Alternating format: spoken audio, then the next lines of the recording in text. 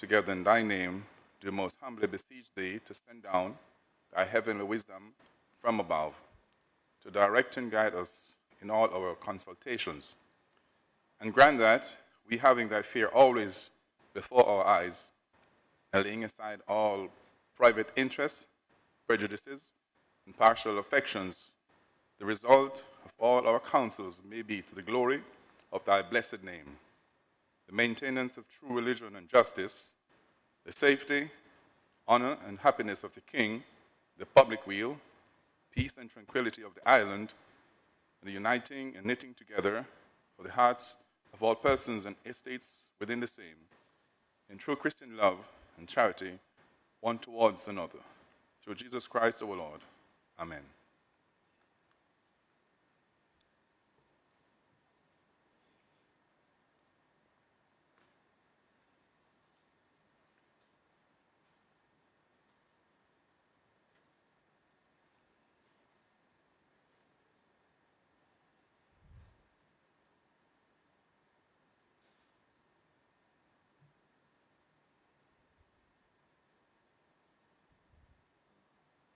You may be seated.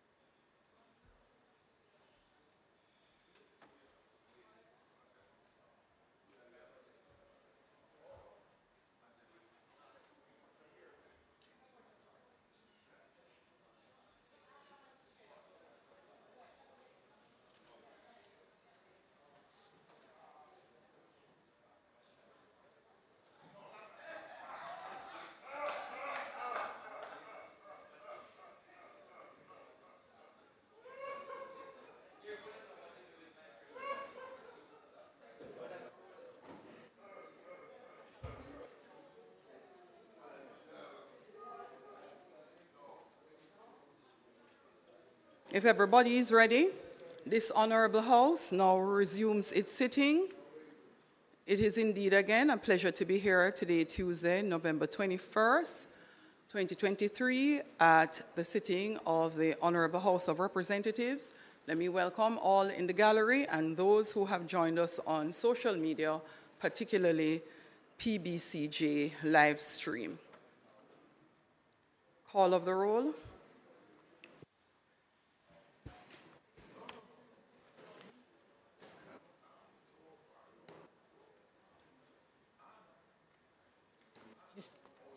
Mr. Clark,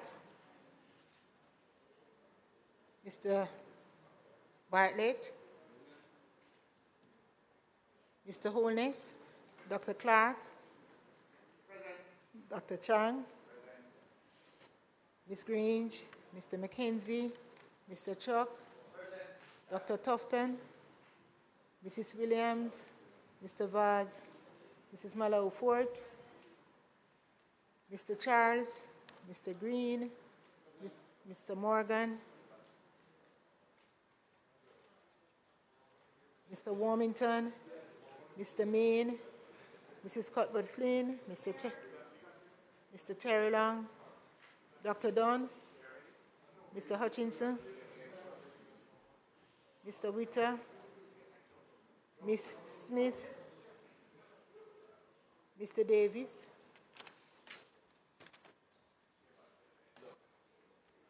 Mr. Brown, Dr. Brown-Burke, Dr. Charles, Mr. Chin, Mr. Cousins, Ms. Crawford, Ms. Daly, Ms. Davis,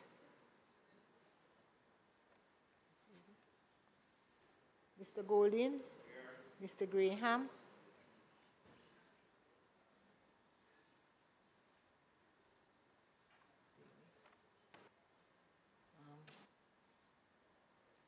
Dr. Guy, Ms. Hamilton, Ms. Hannah, Mr. Henriquez, Mr. Henry, Mr. Hilton, Mr. Jackson, Mr. Lawrence, Ms. Lee, Mr. Miller,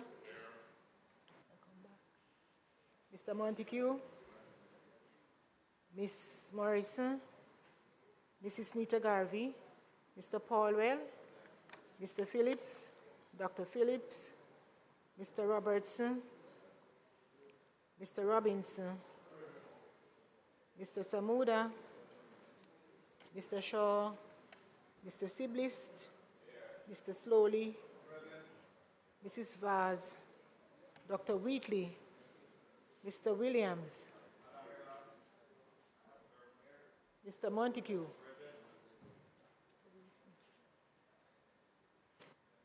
Mr. Wright.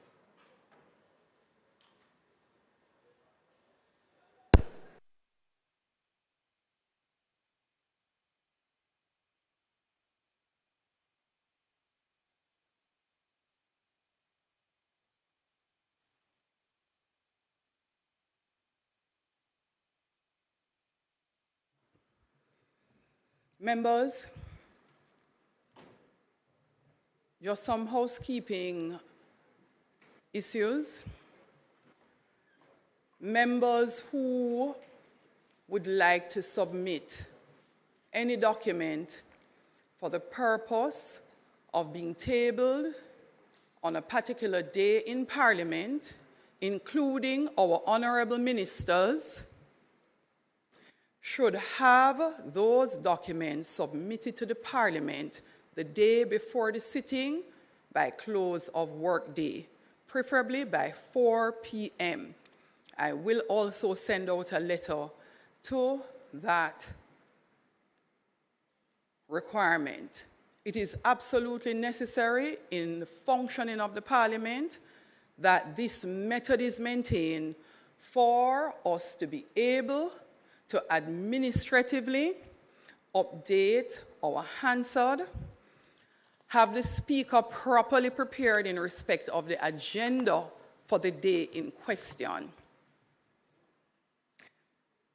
As it relates to questions and answers to questions, the speaker is required, in respect of the agenda for Parliament, to be off and sign off on adding to the agenda for the Parliament every single item on this agenda.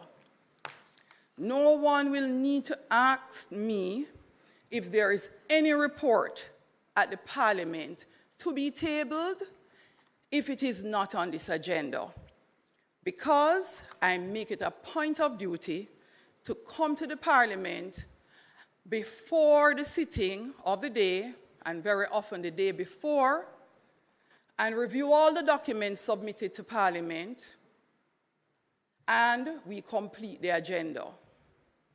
Members, I will ask for your support and participation in ensuring that we can function efficiently in the Parliament. Thank you, members. Statement by ministers.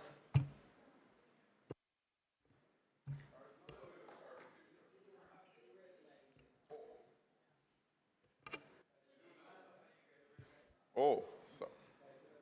Madam Speaker, just by way of clarity, in respect of the housekeeping notice you served, generally fully understood and taken. However, in Standing Orders 15.1, where provisions are made for questions of an urgent nature, could you kindly advise how those would be treated? Because time for the regular prop submission, I don't believe would apply.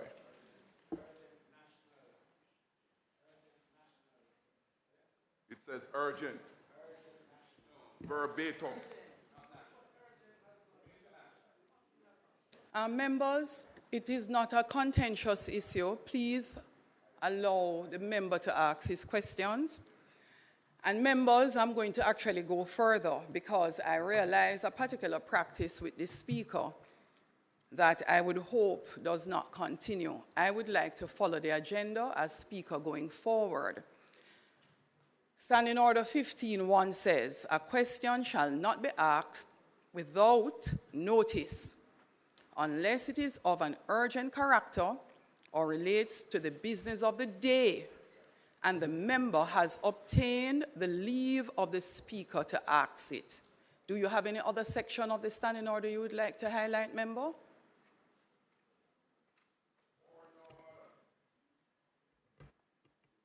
For now, Madam Speaker, my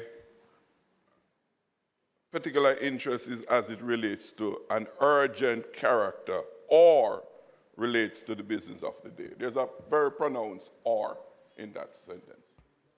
Thank you, member. So let us now refer to Standing Order 15.5, where a question for oral answer is asked of A, the Prime Minister in relation to a matter of national importance and national interest, or B, a minister in relation to a matter directly related to his portfolio responsibility, which is of urgent national importance. Member, you submitted to me today a set of questions approximately 6 minutes to 2.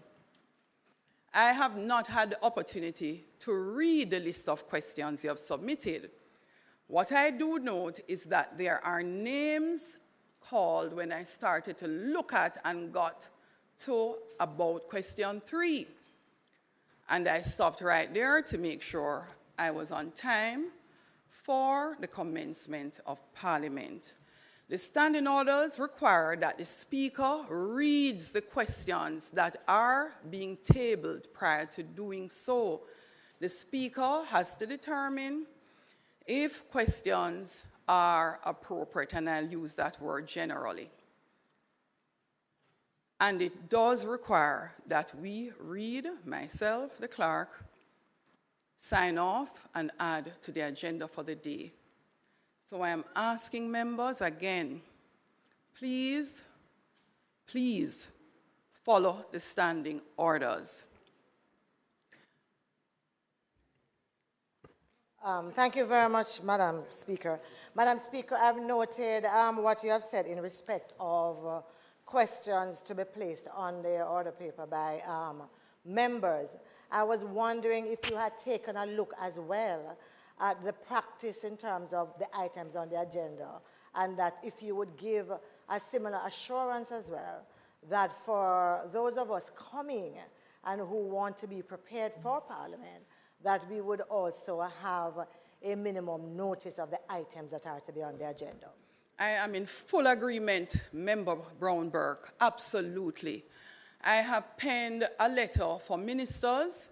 However, in observing the operations of the House, it was decided and said in my preamble that the letter will go to all the members. We are, in fact, having a challenge in terms of the resources in our back office at the Parliament to do some of what members expect us to do without notice.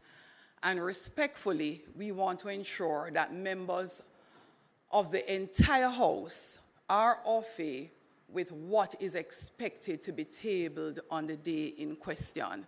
That is across the board. And I thank you, Member Brownberg. House Leader. I'd like to join you in the really purposeful approach of enabling a more efficient operation of this Honorable House. I think that over time, a lot has gone by way of, latitude that is offered. And yes, we do recognize that this is not a staid arrangement where everything is locked into a little box. That we are a living and organic arrangement that calls for animation and for also cut and thrust from time to time. And indeed, Madam Speaker, the latitude does offer itself, you know, for us to make adjustments here and there and to flex as is necessary and needed. But I think that it is wise to constantly remind us that we did establish something called the standing orders, and that the standing orders is really what guides us and determines our behavior in this honorable house. And to the extent that we deviate therefrom, you know, we do it sometimes at the peril of undermining the very principles for which we stand. So this side of the house, and I know that I'm joined by my opposite number on that side, fully supports the effort to enable this house to operate in an efficient manner and in relation to the standing orders. Madam Speaker, it is intended to have 4 statements today by ministers and a possibility for a major statement thereafter, and we'll guide the House accordingly. But Madam Speaker, just before I do ask you to invite the ministers who will make statements to speak, I wanted, Madam Speaker, to respond to the statement made by the member from St. Andrew Southwest in asking that adequate time and notice be given with regards to the agenda for the meetings of the House. And in fact, Madam Speaker, it is a practice. The leader of opposition business in the House and the leader of government business do have a working relation, and every Monday we try to make sure that we communicate and indicate what the likely items of the agenda are. So it is a practice. There are some times when, because both of us understand, because we've sat at the same place on Mondays in the past and present, and we know that sometimes decisions are made at the last minute in relation to certain items of important national concerns, and therefore they may be added to the agenda at a later point. And in that instance, member from Southwest St. Andrew, you could be. Madam Speaker, it is... House Leader, I don't think you need my help in asking the House to be orderly and Thank you. to respect Thank you, Madam Speaker. our House Leader on his feet. And I think members on both sides must recognize that we do yes. If you're wanting to change sides, we understand. But the process of changing sides is a very democratic one. And is only done at certain points in time. So, Madam Speaker, I just want to assure the member that, yes, in keeping with the best tradition, we do provide information to members about the contents of the order paper on a timely basis. And you can be assured of that for the future. Madam Speaker, the statements today will be from the Deputy Leader of Government Business and member for St. Catherine Central and our Minister of Culture, Gender, Entertainment and Sports, the Minister of Finance and Planning, and our Deputy Prime Minister and Minister of National Security. And the final one will be from the Minister of Health and Wellness. May it please you, Madam Speaker, in that order. Thank you, House Leader.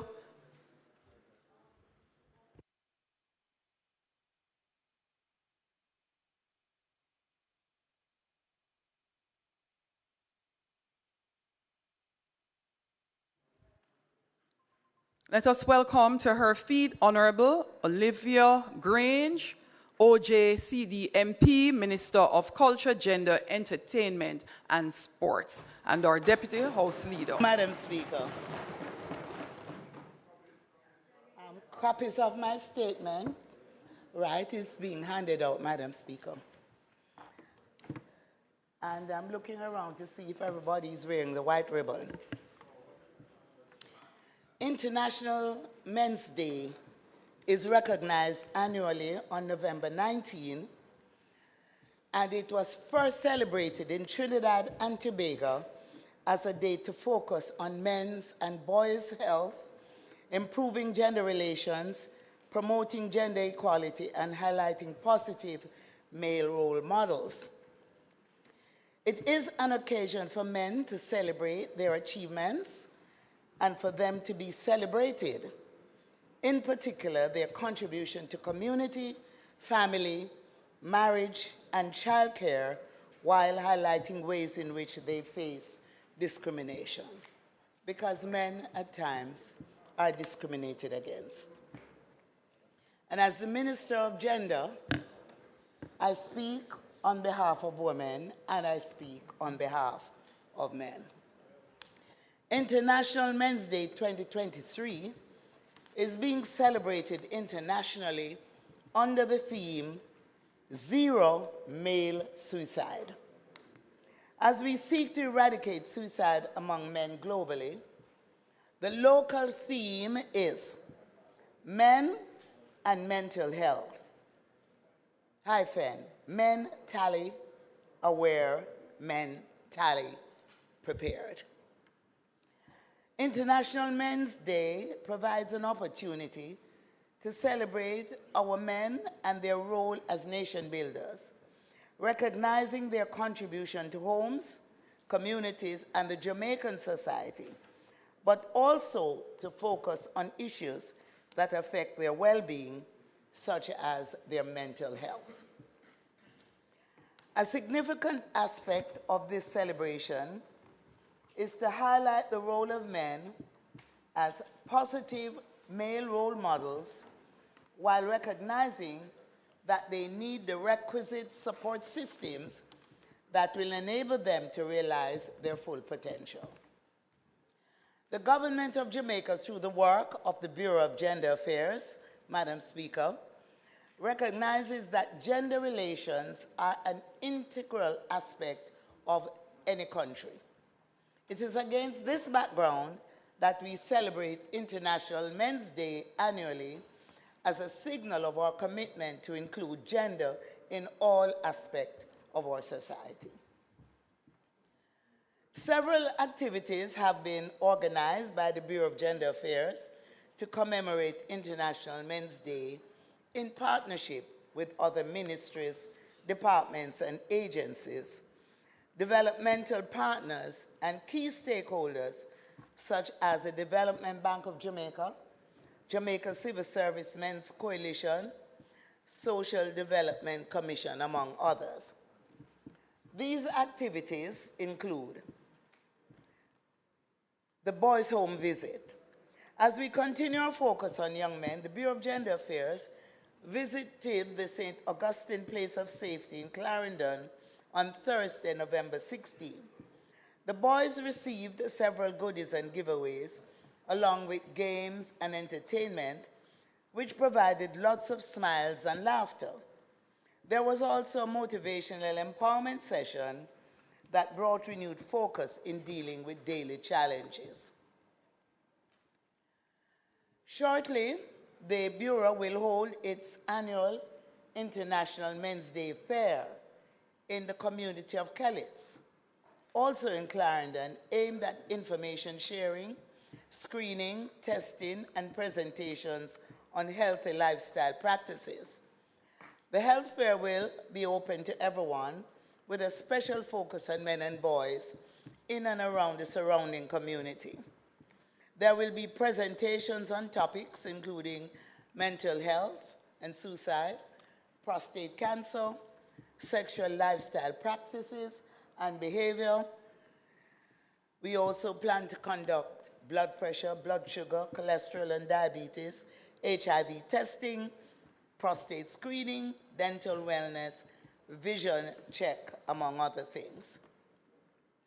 We also will have a commemorative church service, which will be a time of prayer and reflection on Sunday, November 19th. So that was held yesterday at the Swallowfield Chapel. In collaboration with the Women's Center of Jamaica Foundation and the National Parenting Support Commission, there are plans to visit one of the centers with the young fathers in the program as a way of highlighting parenting and the role of fathers in guiding and molding their children into productive members of society. And I should indicate here that we have conducted training with young fathers in housekeeping so that they understand too how to take care of the children, how to provide the right nutrition, and how to just basically cook and clean like the women do. The annual International Men's Day celebration will this year be held at the Jamaica Pegasus Hotel on Wednesday, November the 22nd. The aim will be to highlight how men need the support of the entire nation as they navigate and balance their lives while still building the nation. So the theme, men and mental health, mentally aware, mentally prepared, will be central to the day's activities as there will be a panel discussion with leading figures as we navigate this intricate and problematic issue of mental health and suicide. In fact, sometimes men at a breaking point, at times women end up being the receiver of those problems. Some of the horrible incidents that take place reflect on the mental health of the man.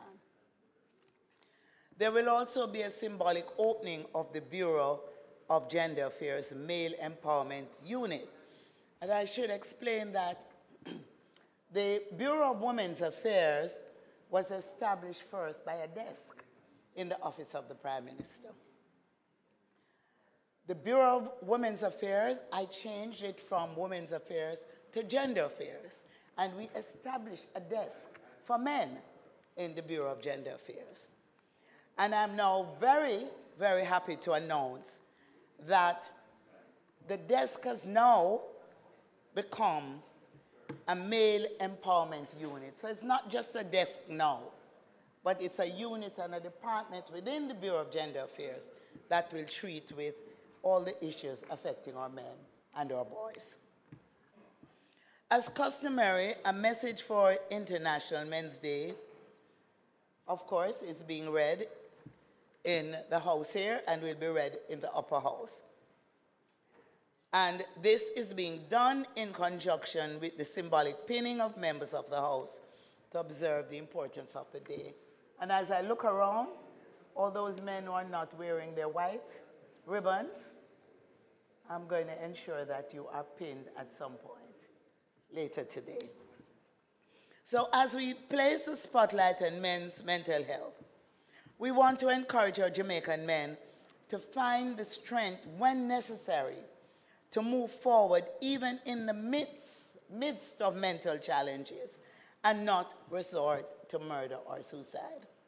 International Men's Day provides an opportunity for us to start or continue the discussion so that we can remove the stigma and silence often associated with mental health and to galvanize support for men in all aspects of life, whether family, whether work, and in the Jamaican society in general. And so, Madam Speaker, it is my pleasure and honor today to salute our men and to recognize International Men's Day as an occasion where we celebrate our men. Thank you, Madam Speaker.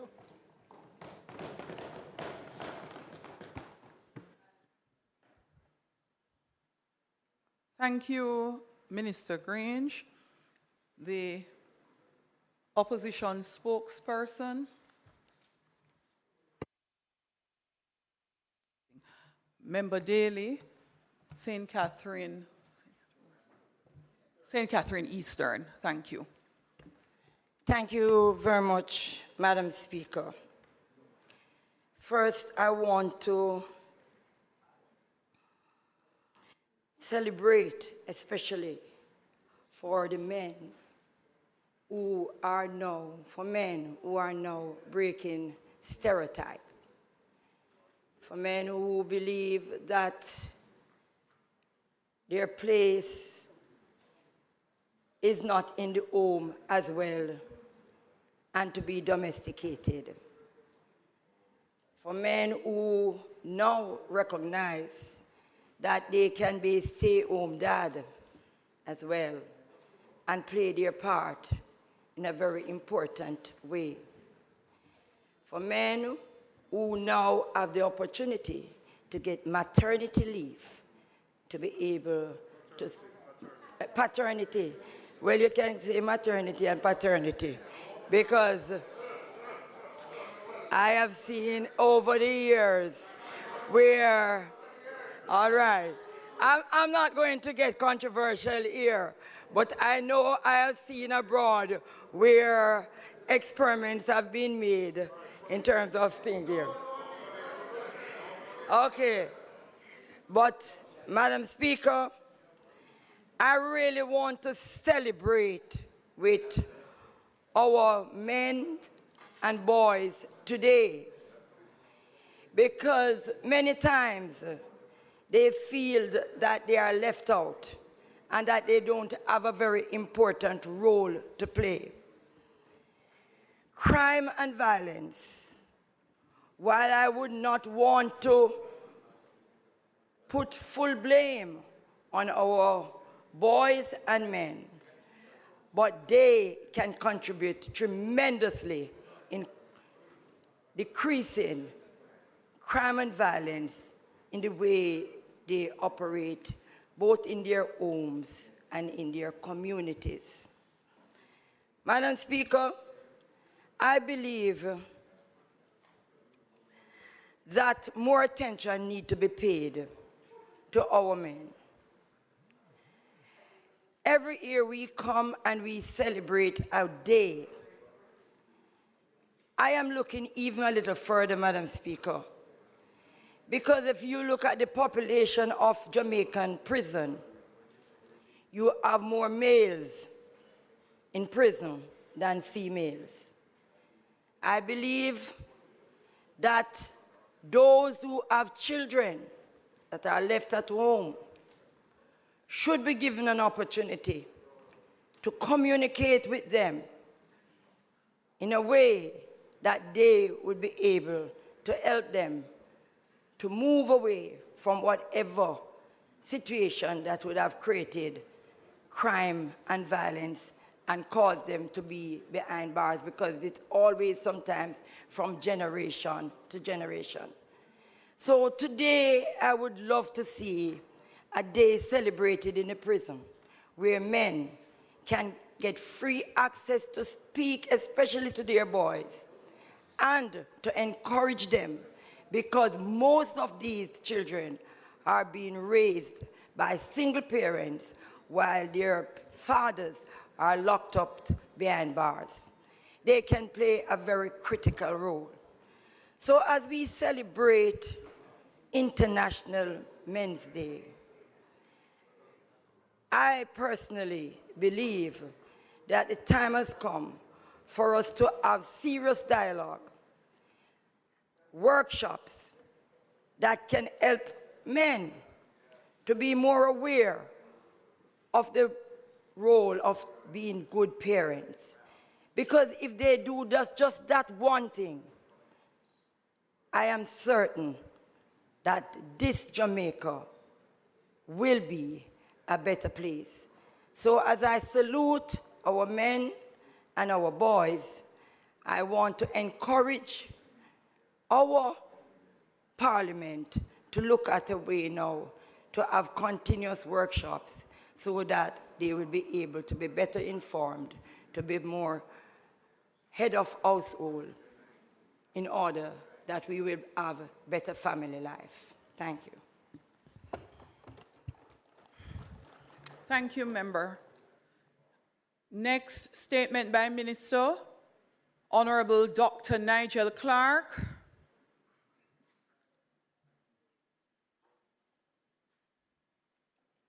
Minister of Finance and the Public Service. Minister Clark.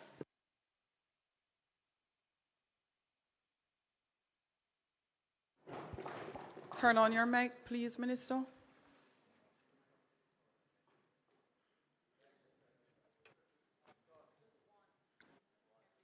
Just one mic, Minister. The mic system splits the volume when you use two mics.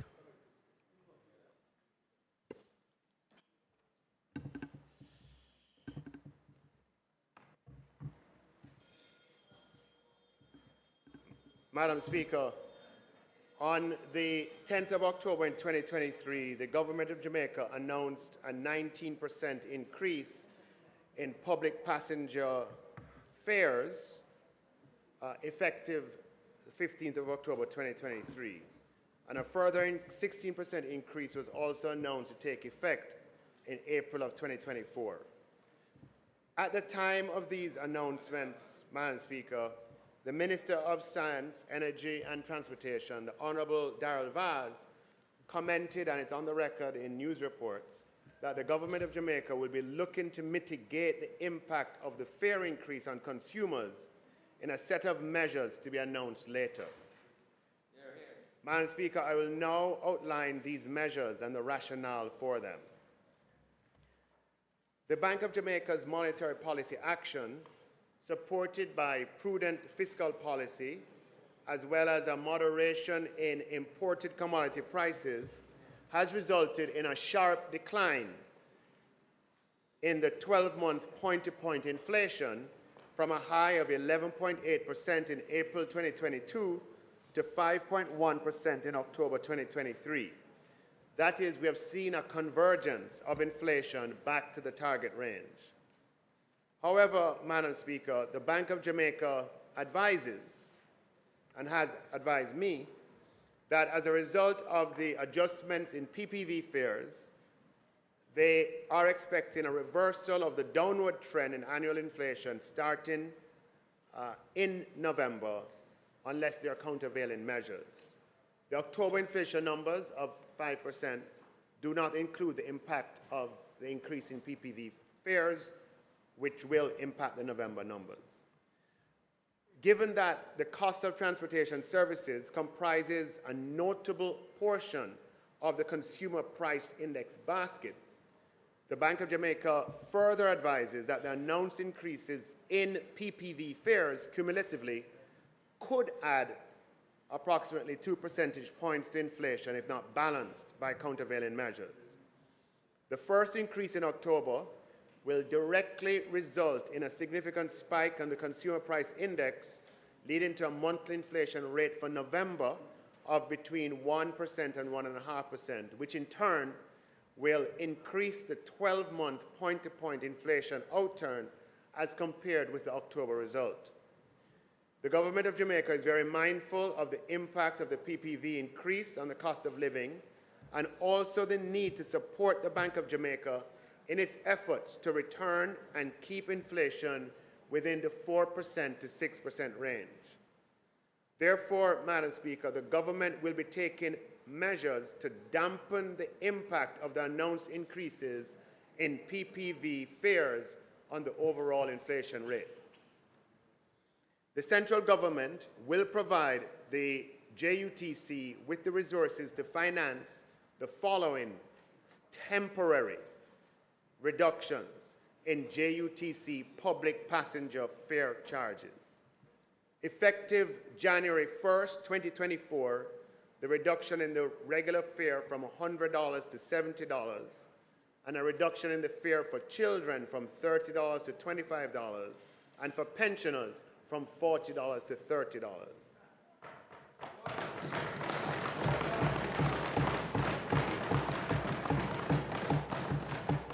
Further, Madam Speaker, effective April 1st of 2024, a further reduction in the regular fare from $70 to $50, and in the fare for children from $25 to $20, and the fare for pensioners from $40 to $30.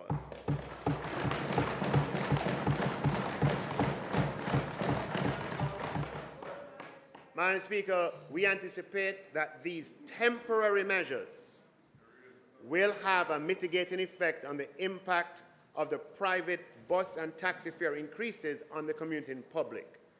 I wish to reiterate again that these are temporary measures designed and calculated to support the Bank of Jamaica in its efforts to return and keep inflation within the target range. And in the design and calculation, we have had calculations from the central bank that indicate that the path of inflation over the next several months will be within or near to the target range, Madam Speaker, which is what motivates this policy update. I expect these measures, Madam Speaker, as I mentioned, to be temporary, but we're giving ourselves up to 24 months, after which fares will need to be adjusted upwards and return to existing levels. This intervention, Madam Speaker, is consistent with the government's strategy of very targeted and temporary interventions. It is expected that for the period January to March of this fiscal year, this measure will cost approximately $200 million. And for the full year, April 1st, 2024 to March 31st, 2025, the cost would be $800 million.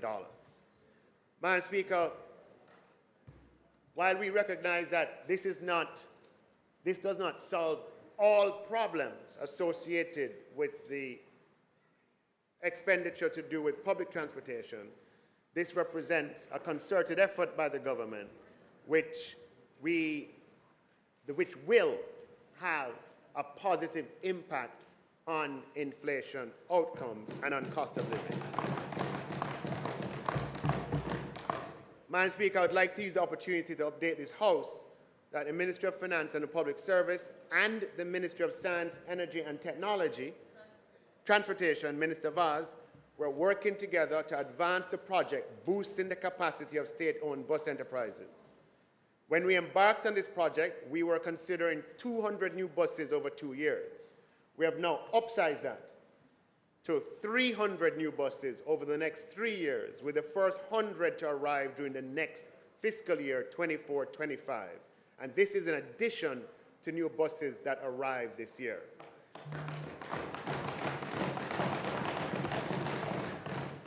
So, Madam Speaker, in this policy update, I just want to remind the House that this is further to the comments made by the Minister with responsibility for transport in October of this year, when he updated the country that countervailing measures would be announced. And here we have announced the countervailing measures to take effect January 1st of 2024, and the second set to take effect April 1st of 2024. Thank you, Madam Speaker.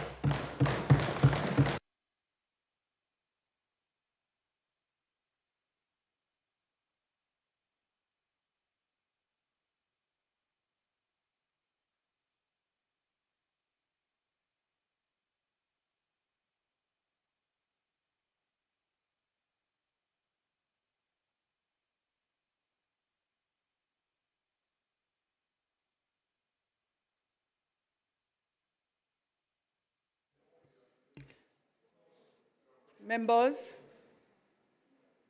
the member from St. Andrew Southeastern, opposition spokesperson on finance, Member Robinson, will now address the House.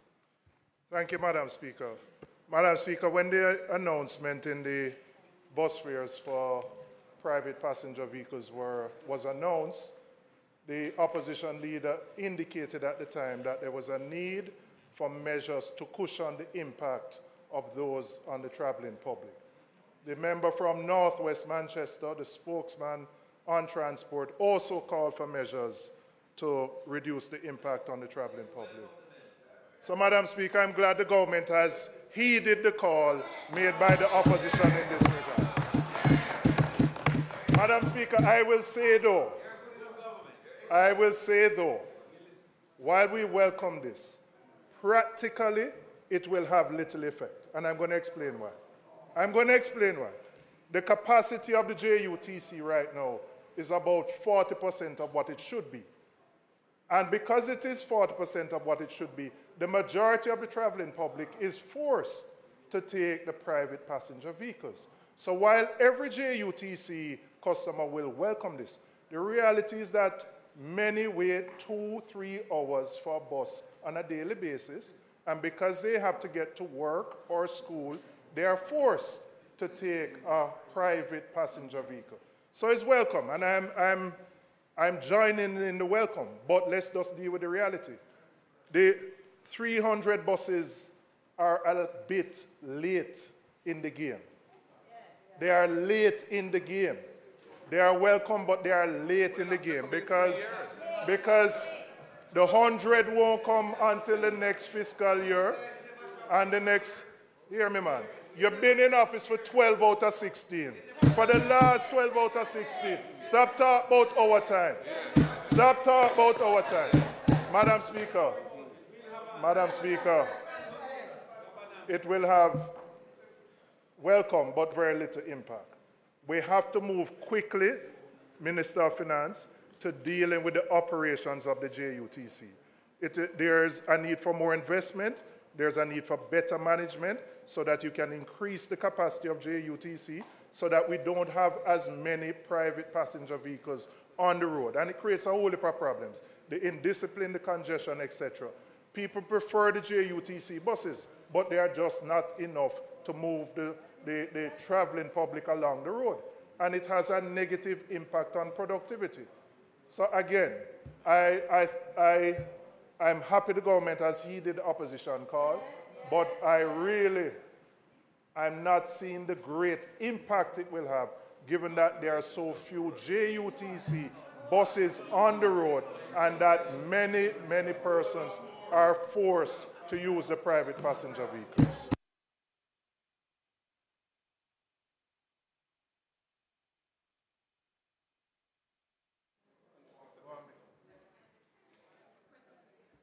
We have a question from the member, Manchester Northwest. Yes, question from member from Manchester Northwest. Go ahead, Member Phillips. Well, Madam Speaker, I mean, as the spokesman on transport, and I guess I need to wait until the Minister of Transport himself to make his statement, right? But, Madam Speaker, the question really to the Minister, because we are subsidizing, yet so far the JUTC of some $10 billion this fiscal year, with a loss of approximately $11 billion. That even though the Minister may be subsidizing the reduction in the bus fares to the commuters, how soon is it that the Minister expects to increase the fleet to a respectable number that will not continue the hemorrhaging at the JUTC, will not cause commuters to wait?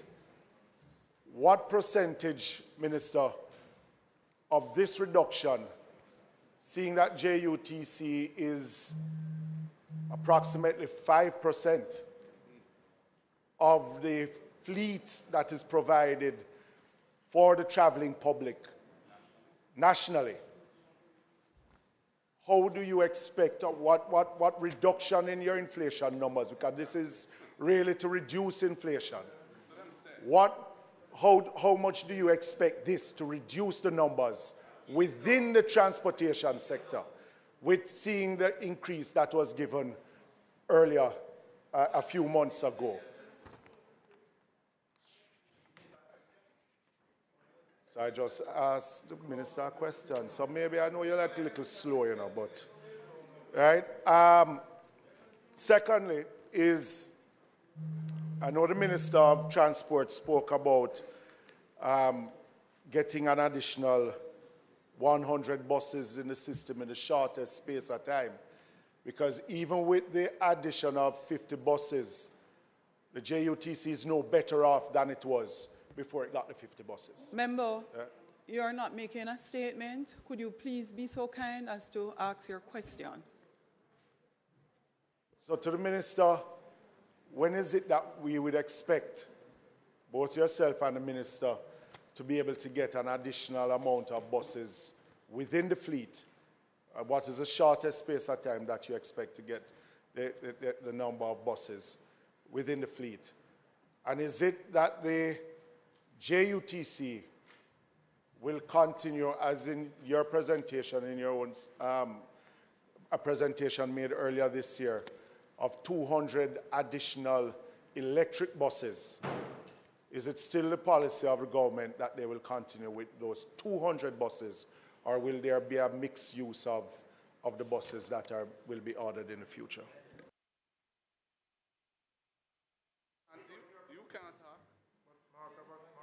There's a question first from the leader of the opposition, member from St. Andrew South. Turn your mic on again.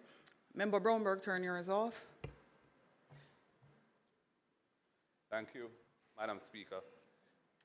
Minister, I note that you have hung this on what you are projecting to be the inflationary impact of the increases that were awarded in October in relation to public passenger vehicle fares.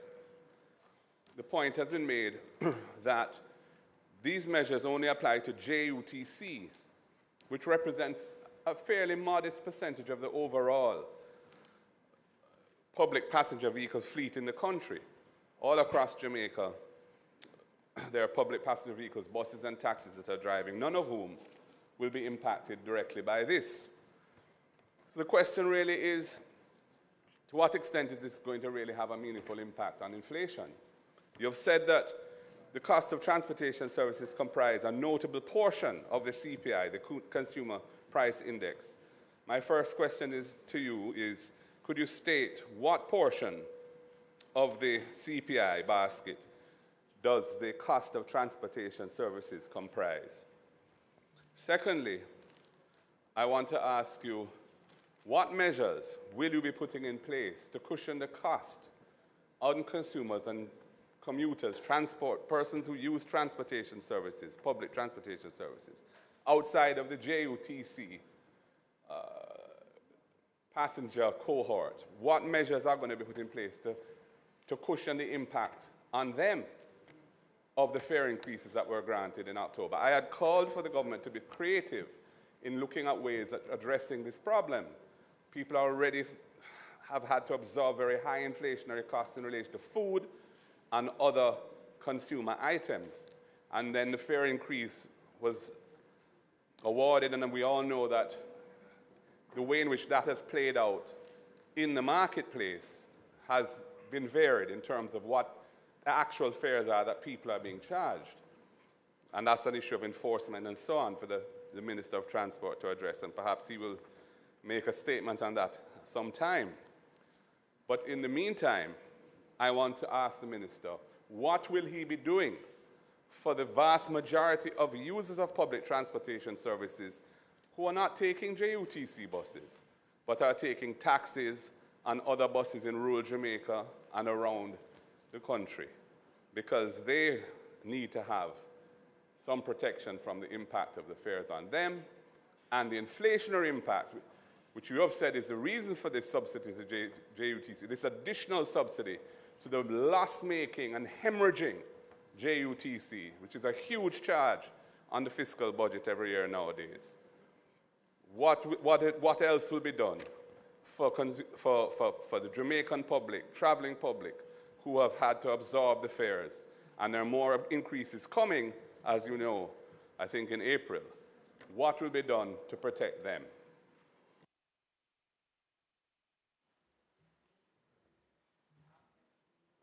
You have one more set of questions, Minister. Member from St. Andrew Southwestern. Member Brownberg. Minister, could you be so kind as to turn your mic back on, please? No, he can request. Thank you, Madam Minister, Speaker. could you be so kind? Thank you very much. My question is really a very simple question, and it's one question. And it is related to the question that was posed by the Leader of Opposition. I'm really asking on behalf of Ms. Daphne, who comes from Highgate every day to Kingston to work. In the last year, there has been about 6 increases. Today, she's paying $700 each way. That's $1,400 every day to come to work. Often what that means is that she has to probably try and find an arrangement to stay overnight. What is being done and how will it affect Miss Daphne? One, on the basis that it is primarily aimed at JUTC fares, reduction in fares there. And two, Member Brownberg, I really hate to disturb you, especially when you're asking questions. But I will note that the same question is being asked in three different ways. No, it's not. No, it's not. Member. I'm talking about Miss Daphne in particular and any other individual coming from rural Jamaica to Kingston every day to work, earning minimum wage. And I want to see what is going to be done for Miss Daphne and others like her specifically.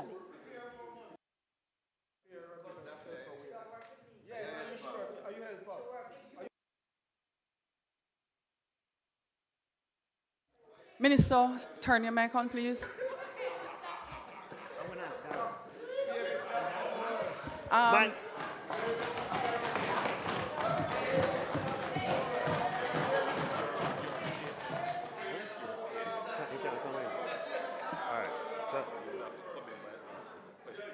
Somebody asked a question. I don't.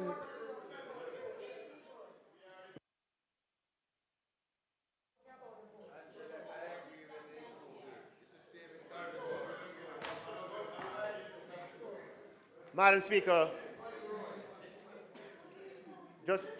before responding to the several questions that have been asked, I just wanted to note that we're saying up to 24 months, which would carry us to December of 2025, this reprieve on a temporary basis. And in the printed sheet for the pensioners, as of April 1st, it would go down from $30 to $25, just an update to what's on the printed material. Now, Madam Speaker, the government, long before, opposition obviously is an opportunity to, but long before any of those statements that they're referring to, the government, through the Minister of Transport, made it clear that we would be responding to the increase in regulated prices with countervailing measures. Yes, it's on the record. Minister Vaz, it is reported in the media, it's online for anybody to see, that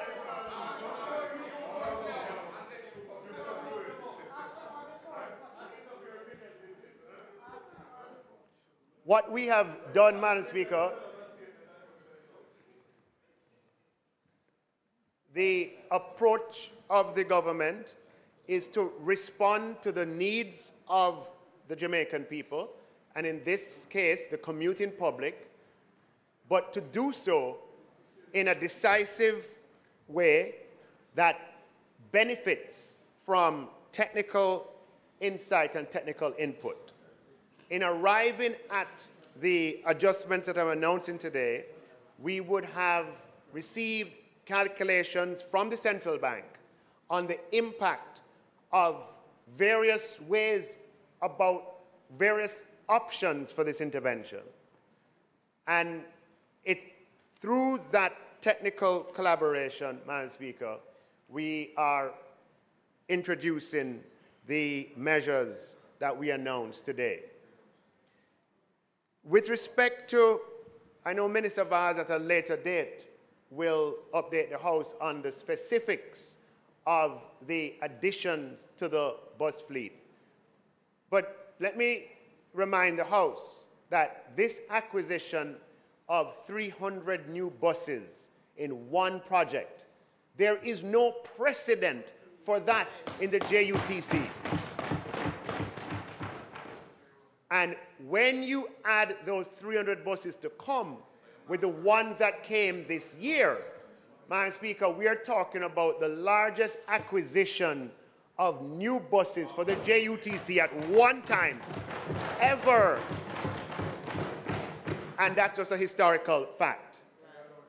So, Madam Speaker, the government is taking steps to ease the burden on the traveling public. We recognize that transportation is key to productivity, and by making it easier and more affordable, we hope to increase productivity in our economy. The member isn't here who posed the questions on some of the specifics. I said Minister Vaz is going to respond in due course, but suffice to say that the Ministry of Finance is working with the Ministry of Transport to fast-track 100 new buses in the new year. Those may not be electric. The electric may be the second batch of 100 to come.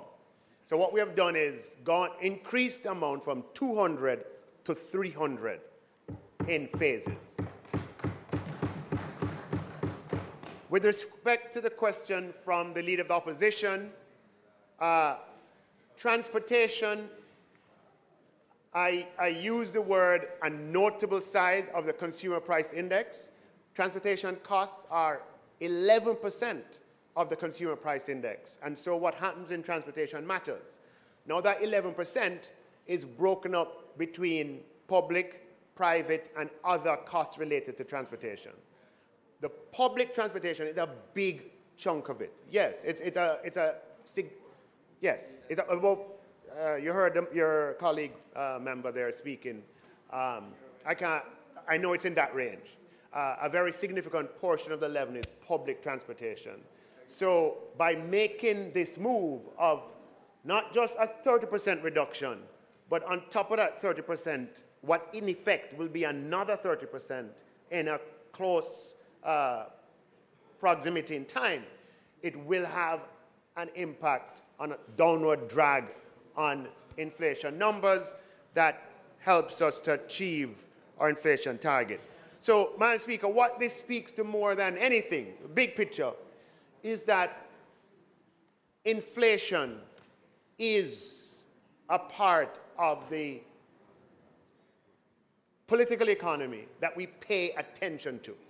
And although it is the responsibility of the central bank to implement monetary policy in such a way that achieves an inflation target, the government, with respect to its control over regulated prices, needs to work in such a way that is consistent with overall inflation objectives. And, Madam Speaker, this is a real departure from times past, and I won't specify any particular time, when we weren't, as a society, having institutional mechanisms to target the outcome of inflation. Madam Speaker, with respect to Ms. Daphne, the first thing that I'd like to say is that Ms. Daphne experienced the largest increase in minimum wage ever in Jamaica. She did say Ms. Daphne is a minimum wage earner. No, I'm just adding that fact. And the response, Madam Speaker, is to make, working again with the Ministry of Transportation, and Minister Vaz in particular, is to make public transportation much more accessible and more affordable. When we add 300 new buses to the system, on top of what already exists, we will be able to have millions more seats, tens of millions more seats available to the traveling public. And, Madam Speaker, we're not going to stop there. There are other infrastructure measures to come that will serve to improve public transportation. But let the record show, Madam Speaker, that there aren't many instances in Jamaica's economic life when prices actually have gone down. And this is one such instance, Madam Speaker, of a regulated price that is a major contributor to the cost of goods that, well, to the inflation basket, Madam Speaker, that the government is making a calculated, strategic move to lower those prices in favor of the Jamaican people. Thank you, Madam Speaker.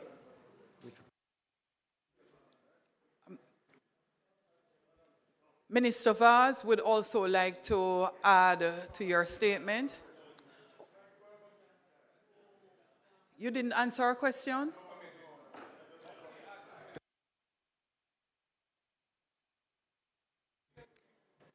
I thought Minister Vaz was going to answer a part of the question. Minister of Finance, the question from member from Manchester. Manchester Northwest, you didn't answer.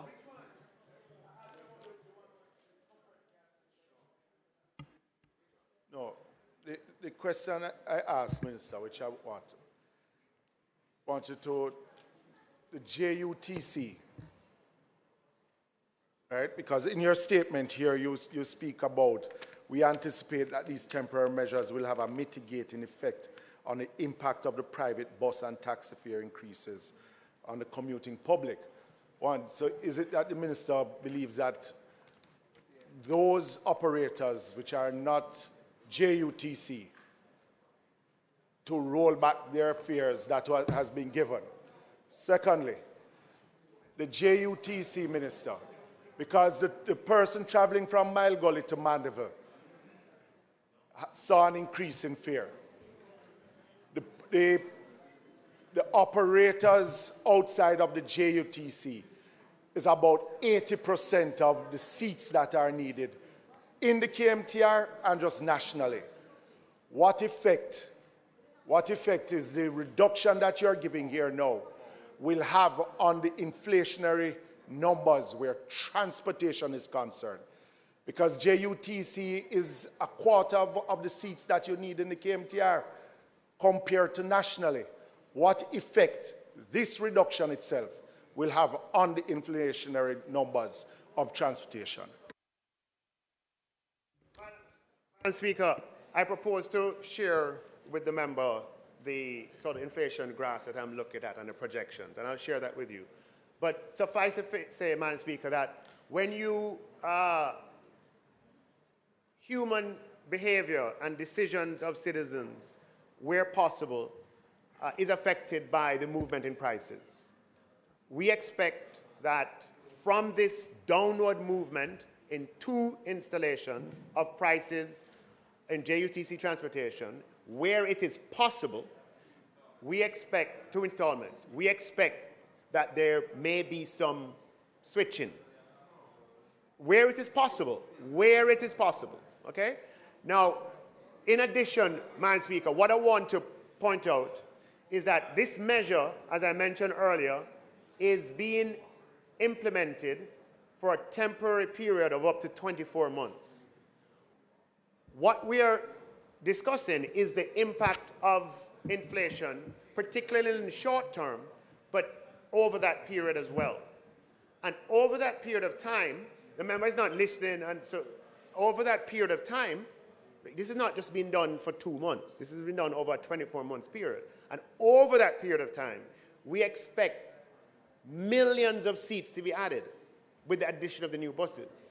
So not millions, we expect tens of millions of seats, meaning to be added when you add 200 new buses over 24 months. And therefore, the impact on inflation, per year. No, sorry, I should have stated my units. Sorry.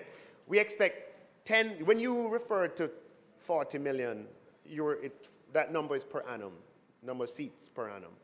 Or somebody referred to it. Might have been Minister Mikhail.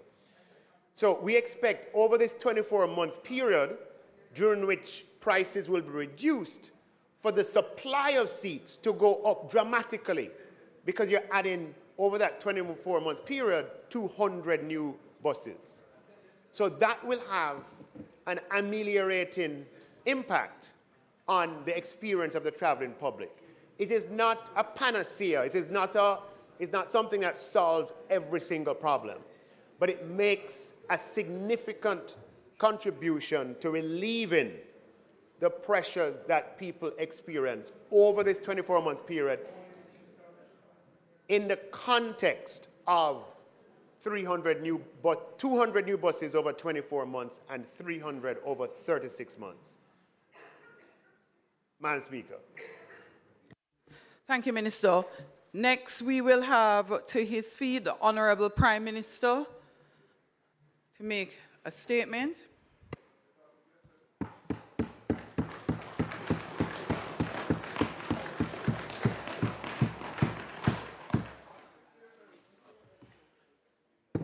Thank you.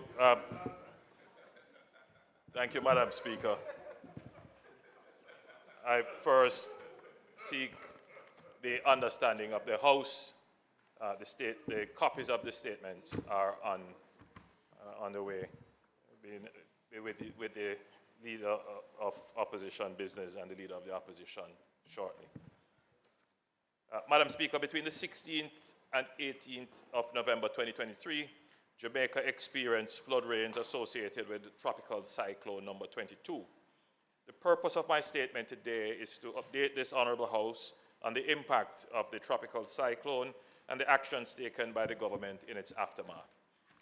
Madam Speaker, several communities, especially within the parishes of Kingston, St. Andrews, St. Catherine, St. Thomas, Portland, and St. Mary, were impacted by flood rains. Our assessment is that 69 roads were badly affected by landslides, mud flows, down trees, and inundation, which rendered some communities inaccessible and some marooned. The initial damage assessment estimate by the NWA is somewhere in the region of 409 million Jamaican dollars. We have had damage estimates before which have been far more significant than this, so we are very grateful that though there was damage, it was not of a very significant extent. 409 million. I believe the estimate from ODPEM, if Minister is not here, I'll allow the Minister of Local Government to give the estimate from ODPEM.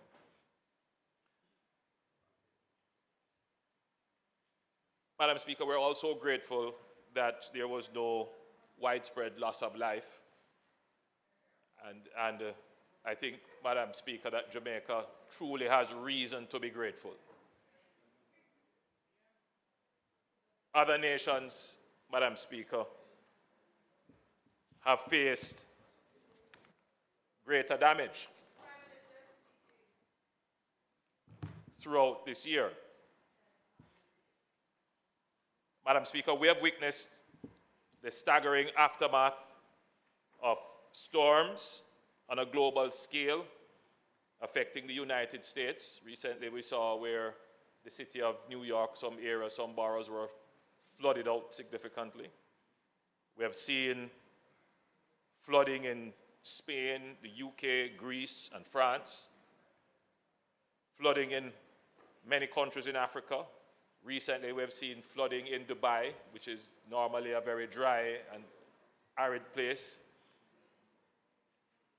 Closer to home, Madam Speaker, we have seen flooding and significant storm surges in Cuba, in Haiti, and in the Dominican Republic. In fact, this storm system which passed us affected those three countries and did major damage in the Dominican Republic. So, Madam Speaker, we give a collective sigh of relief that we were not affected that badly, and we give God thanks that we were spared the worst. Madam Speaker, we acknowledge that though the impact was not widespread and when compared to other countries was not significant, for those who were affected, Madam Speaker, it was intense and significant. Madam Speaker, we acknowledge those Jamaicans who played their part in ensuring that their neighbors were safe, who played their part in clearing block roads and observing all the warnings and following the necessary safety protocols when we have such disasters. Madam Speaker, we would have all seen the footage of significant water flows affecting our infrastructure. We would have seen footage of significant landslides. Madam Speaker, your constituency was particularly affected. We take note, Madam Speaker, that, and we could call this a test of our infrastructure, that the recently built infrastructure, our highways and recently built roads, have stood up to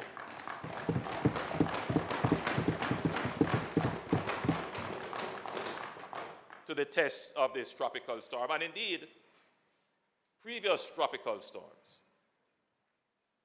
However, Madam Speaker, our legacy infrastructure,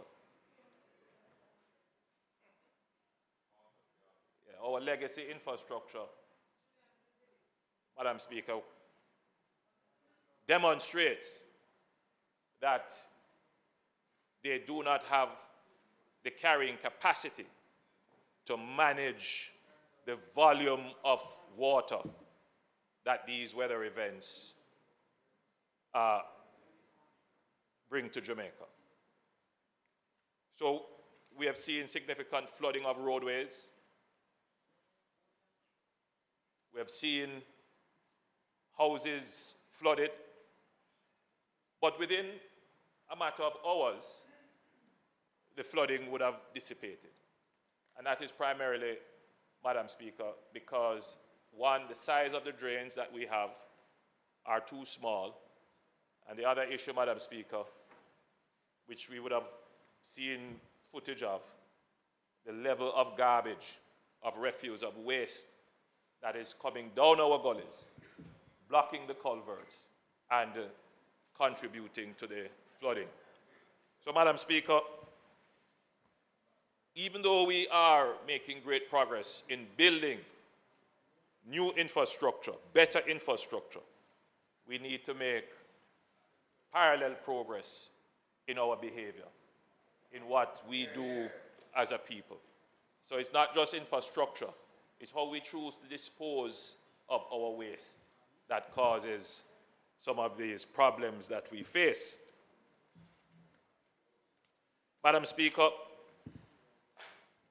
over the weekend, I took a helicopter tour of your constituency, of eastern and western St. Thomas. It was obvious that your constituency, East Rural, suffered significant landslides, which blocked several roads, and I suspect that the recent earthquake also contributed to that as well. I saw firsthand some huge boulders blocking some of your roads. In St. Thomas, we saw some fields flooded. By the way, Madam Speaker, St. Thomas is doing very well now, emerging as a major agricultural parish. That's always been. But the lands freed up from sugar are now being put into agriculture. And I saw a major onion farm, hundreds of acres of lands in onion. Some of them would have lost their crops because of the heavy rain.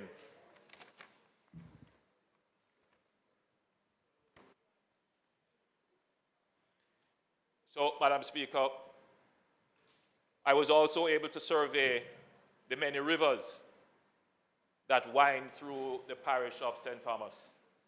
And what is clear from that bird's eye view is that there needs to be a massive program of river training in St. Thomas. The river the rivers there are not well defined in terms of their boundaries, their embankments. And so if there's a heavy shower of rain and significant volume of water, they tend to overrun and spill over on the plains, which is, in a sense, what makes those lands fertile and arable. But when we are building alongside rivers and we are building in the river paths and we are building in floodplains, then, Madam Speaker, we will have to make the investments in ensuring that we control the flow of the rivers. Madam Speaker, we have identified that we will probably have to spend approximately $700 million in river training in the parish. I'm not here. I see the member from St. Thomas West applauding. I want him to hear me clearly that I have said we have identified. I haven't said we have allocated. So, Madam Speaker, having toured, we see the necessity of it. But as you would know, Madam Speaker, river training is a very involved exercise. And with all the calls on the budget now, we will have to define a program that we will have to look at in the next fiscal year.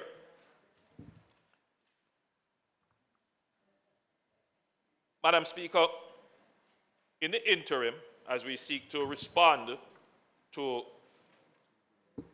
this weather event that has occurred, the government has approved $1.4 billion in the constituency-based mitigation and cleanup program.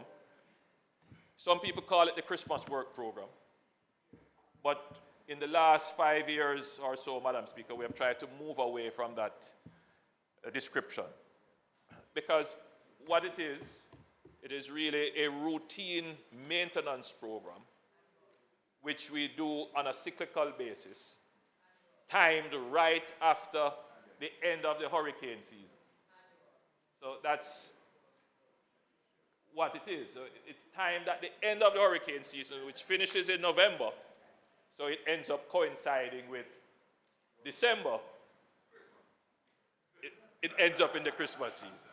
So, Madam, I just wanted to be clear that this is not, there is a sense that somehow it's Christmas work, so it's a giveaway. There is no control. There is no oversight. That's not the case, Madam Speaker, and I want to impress upon Jamaica that that is not the case. That we have totally revamped the program to ensure that there is a high level of accountability and that the constituents get the value of the funds allocated.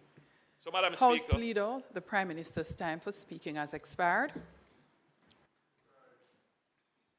Madam Speaker, can you get your letter ready?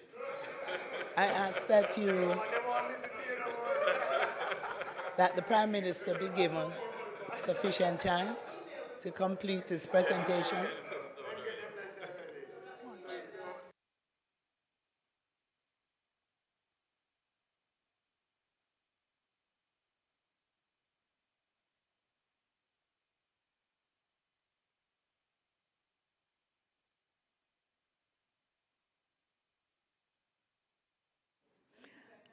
Madam Speaker, Let me see if I can hear you now, House You can Leader. hear me now. I wasn't hearing you before. Yes, House Okay. Leader. Madam Speaker, I ask for the Prime Minister to be allowed to complete his presentation, which is approximately 20 minutes. Thank you, Madam Speaker. Thank you, House Leader. The question is that the Prime Minister be allowed 20 minutes to complete his presentation. Those in favor? Those against? The ayes have it. Prime Minister, would you be so kind to turn your mic on? Thank you, Madam Speaker. Yeah.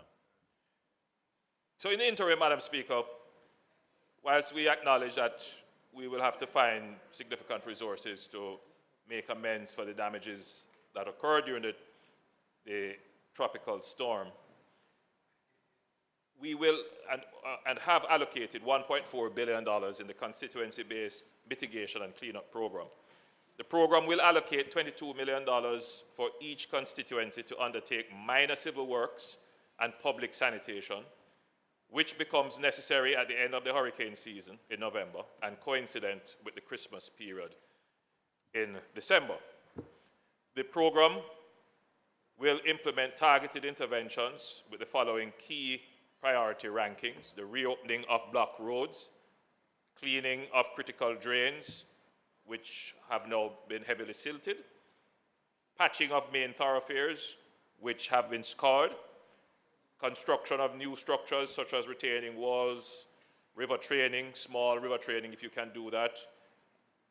And, Madam Speaker, as funds become available, we would want the members of Parliament to also look at minor rehabilitation of roads that have been, for example, Madam Speaker, we noticed in St. Thomas that a part of a road was undermined by water flow.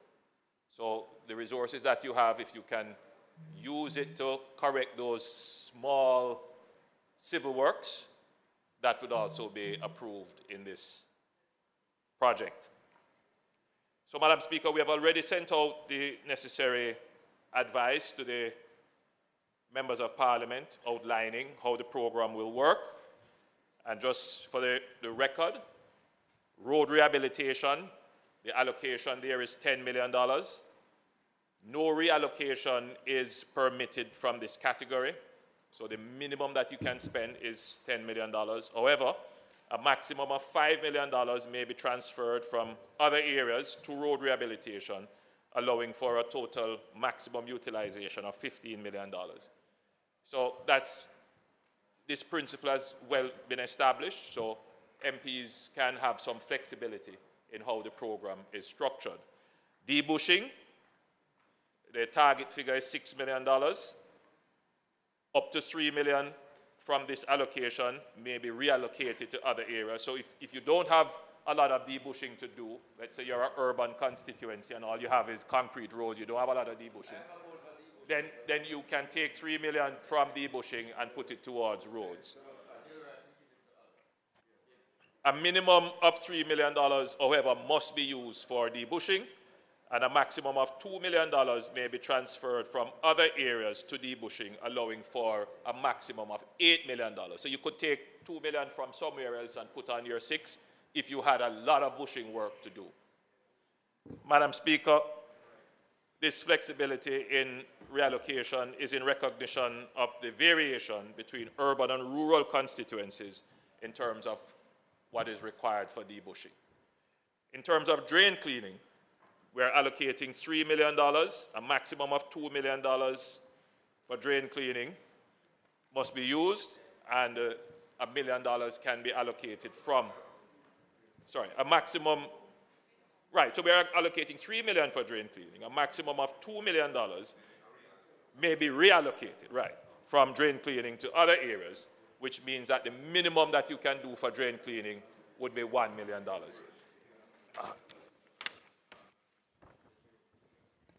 In terms of garbage collection, we have allocated $3 million for that. No reallocation is permitted from this component, and for good reason, because we want, for this year in particular, because of the dengue outbreak, we want our MPs to focus as much as possible on removing vector sites, which are usually sites where water collects in garbage and open water storage. So as much as we can, we should seek to remove bulky waste from the environment. Bear in mind, Madam Speaker, that earlier this year, in fact a few weeks ago, I had announced a $2 million allocation per constituency targeted at this very thing. So MPs within this period would have approximately $5 million to do this kind of work in constituencies. Madam Speaker, the program will be implemented by the National Works Agency and the National Solid Waste Management Authority. The funds will be used to clean critical drains for road patching, debushing, and sanitation. All agency fees will be covered by the project funds, ensuring that no fees are deducted from the constituency allocation. Madam Speaker,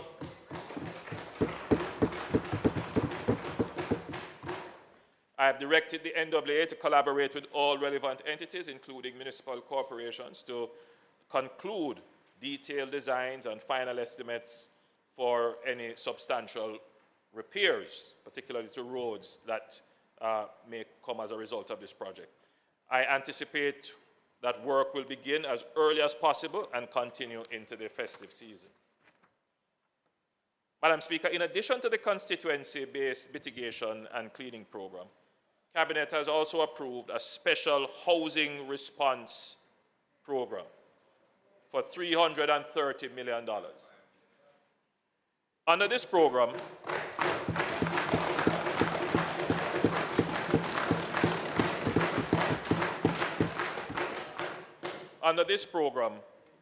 $5 million will be allocated to each constituency to assist with minor roof, windows, and siding repairs.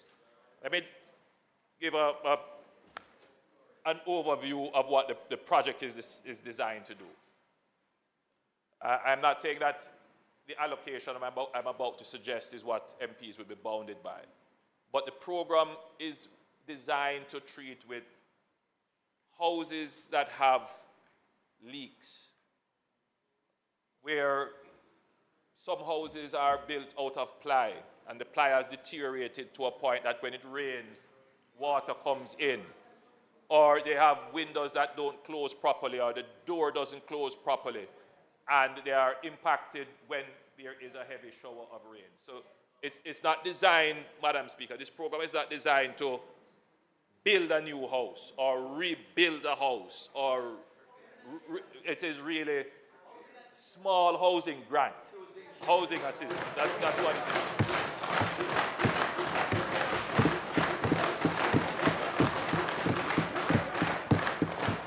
So I know MPs have been asking for this, because even my own constituency, people have been saying, I need a few sheets of zinc to repair, I need some 2x4.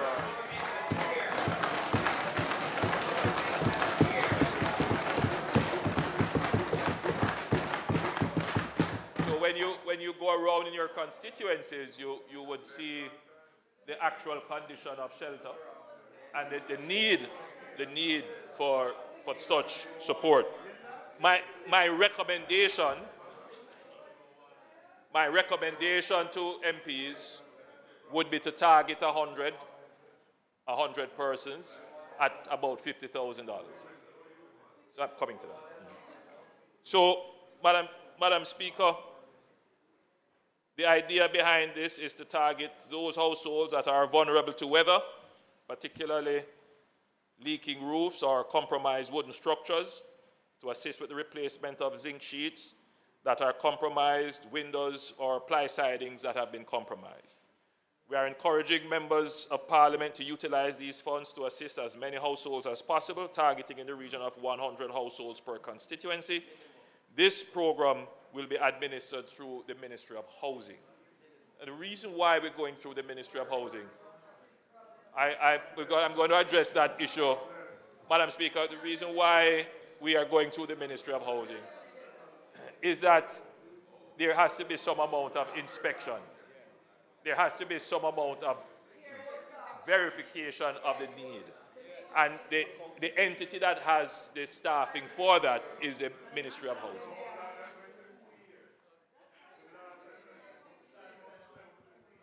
I know. Madam Speaker, the comments that are being made off mic are deserving of being aired. Because when I make this announcement, people who are within the targeted population immediately feel that the benefit is going to come tomorrow or next week. And Madam Speaker, one of the challenges that I face and all members of Parliament face is how do we get the public bureaucracy to work more quickly than it does? And, Madam Speaker, this will require an entire presentation to Parliament on our compliance architecture that has become overly bureaucratic and has, in many ways, slowed government response. Prime Minister, I don't know that you need my protection when everybody is so excited about the announcements, but I would love to be able to hear.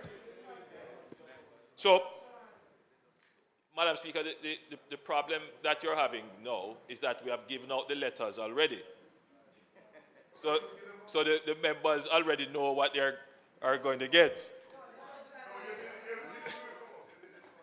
No, everybody got their letters. So, Madam, oh no, not for this one. We haven't given out anything for this one. So, Madam Speaker, just to be clear, Madam Speaker, each constituency will get $5 million under this housing program. Now, Madam Speaker, 3 constituencies have been designated by virtue of the assessment as being severely affected. And this would be East Rural, East and West St. Thomas. So,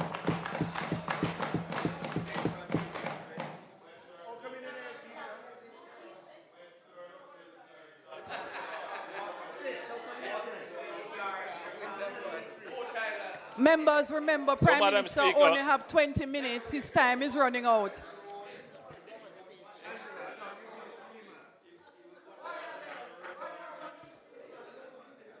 Members, so Madam Speaker, there will be consideration for those constituencies that have been severely affected.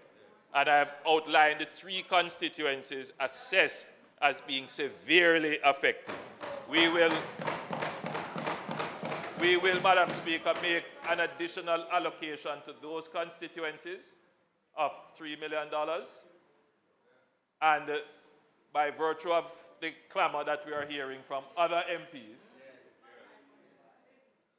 we will go back to the drawing board, Madam Speaker, and see whether or not we are able to extend any further assistance to constituencies who may not be severely affected, but who have been impacted above the average. So there might be 2 or 3 others.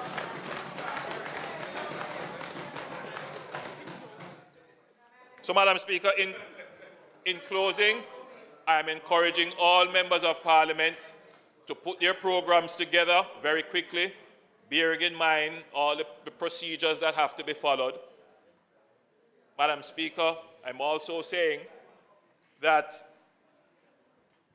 the works that should be done on roads should not be done in a rushed manner.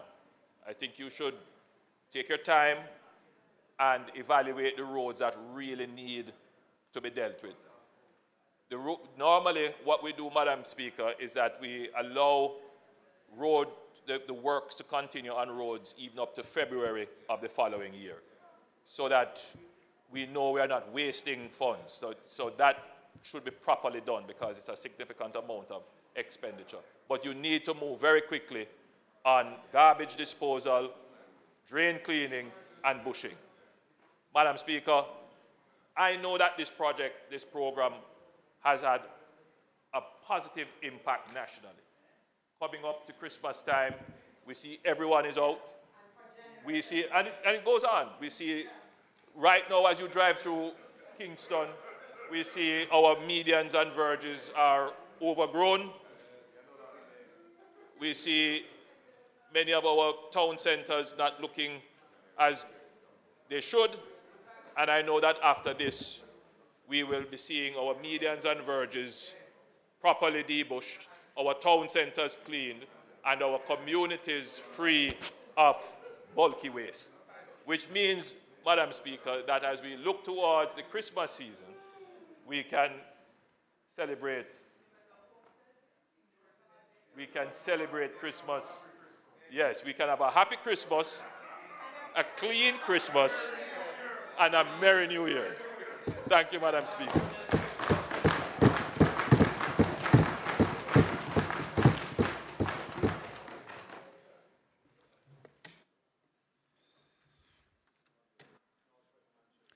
Member from Northwest Manchester will respond to the statement by Prime Minister.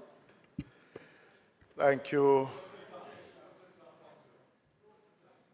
Thank you, Madam Speaker. Madam Speaker, we too on this side, we're happy that there's no loss of life. Well, that has been reported in the passing of the earthquake and the rains that we had last week. But Madam Speaker, I've been standing in the Parliament here for quite a number of years, speaking about mitigation. Mitigation, Madam Speaker, according to the dictionary, the action of reducing the severity, seriousness, or painfulness of something. And why we speak about mitigation, Madam Speaker, normally on an annual basis, Prime Minister, we get $1 million to help with some drain cleaning prior to the hurricane season. And I've always been saying that what we get now at this point in time of the year, we're now getting $3 million. If at some or somehow we can spend that at the beginning of the hurricane season. Because when we do not spend it, and we have rains as we have now, we end up spending 30 to 40% more in trying to correct what the damage is than if we had prepared for it on the front end. I want us to just give that some consideration, Prime Minister, in moving forward. You spoke about, a few years ago, the drainage study. In my sectoral presentation, Madam Speaker, we had some flooding in Clarendon. We had flooding across the island in St. James.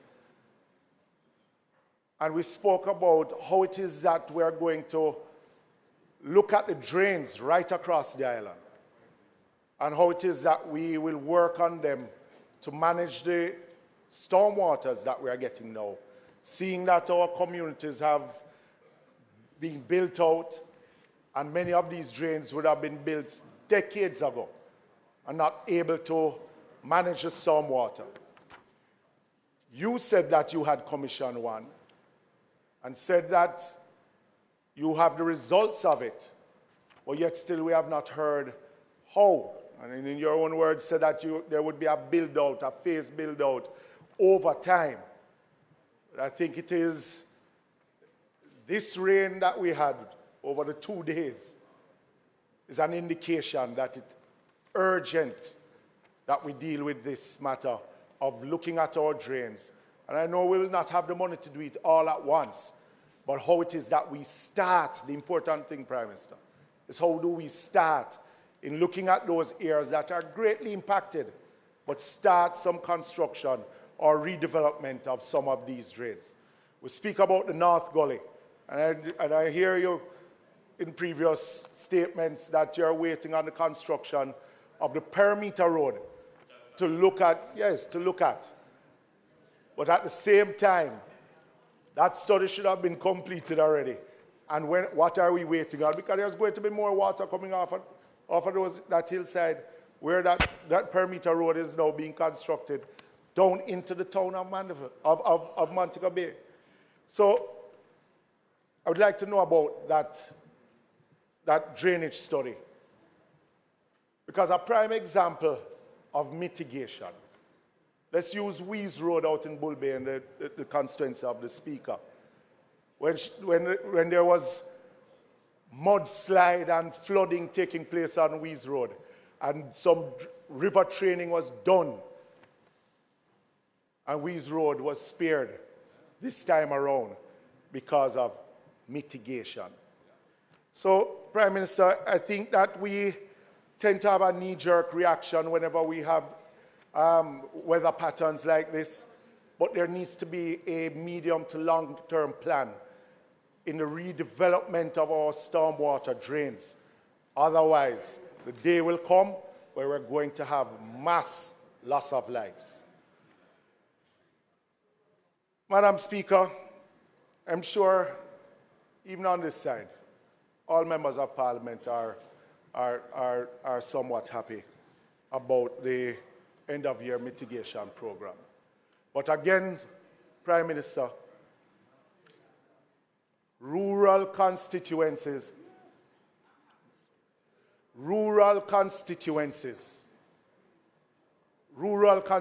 and those on that side who said they are happy, the seriousness of the flooding in the Kingston metropolitan area and St. Thomas doesn't say that there wasn't any damage in other parishes. Because while you were getting rain on a Friday in Kingston, St. Andrew and St. Thomas, rain in Manchester and St. Elizabeth started from the Wednesday. And I am seeing an increase of 20% more potholes on the roads in the parish of Manchester, not only Northwest. No, seriously, Prime Minister. Because when you look at what we have gotten now for patching, doesn't take into effect the inflation where asphalt is concerned. Because many of the roads, and you said that we need to sit down and study the roads properly before, but this is a drop in the bucket for rural constituencies. As I keep on saying, your constituency can hold in Mile Gully 4 times compared to the rest of Northwest Manchester. And where the bushing is concerned, Prime Minister, you speak about the dengue. Bushing in this instance is also used as a mitigation towards the dengue. And what the rates are for that the National Works Agency uses for bushing in rural constituencies, again, will not cover much. Will not cover much. I don't know which constituency you're talking about, if you go there or not, but it will not cover much. This is a start, but I'm going to ask you, Prime Minister, to not only look at it as an end-of-year program, but there ought to be a maintenance program through the year. Because what we do get now as maintenance for patching first quarter, second quarter, one truckload of hot mix is about $1.5 million when you buy it and to lay it. So this $10 million is 6 loads. It's a drop in the bucket to many constituencies. And I said to you, I mentioned the opening of the highway.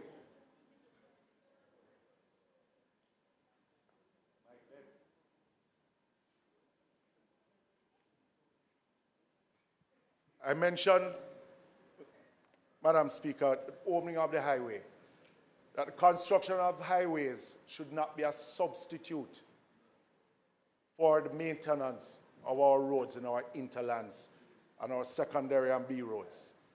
Because of the lack of consistent patching of those roads, Prime Minister, it's still a bad outer road. I'm telling you.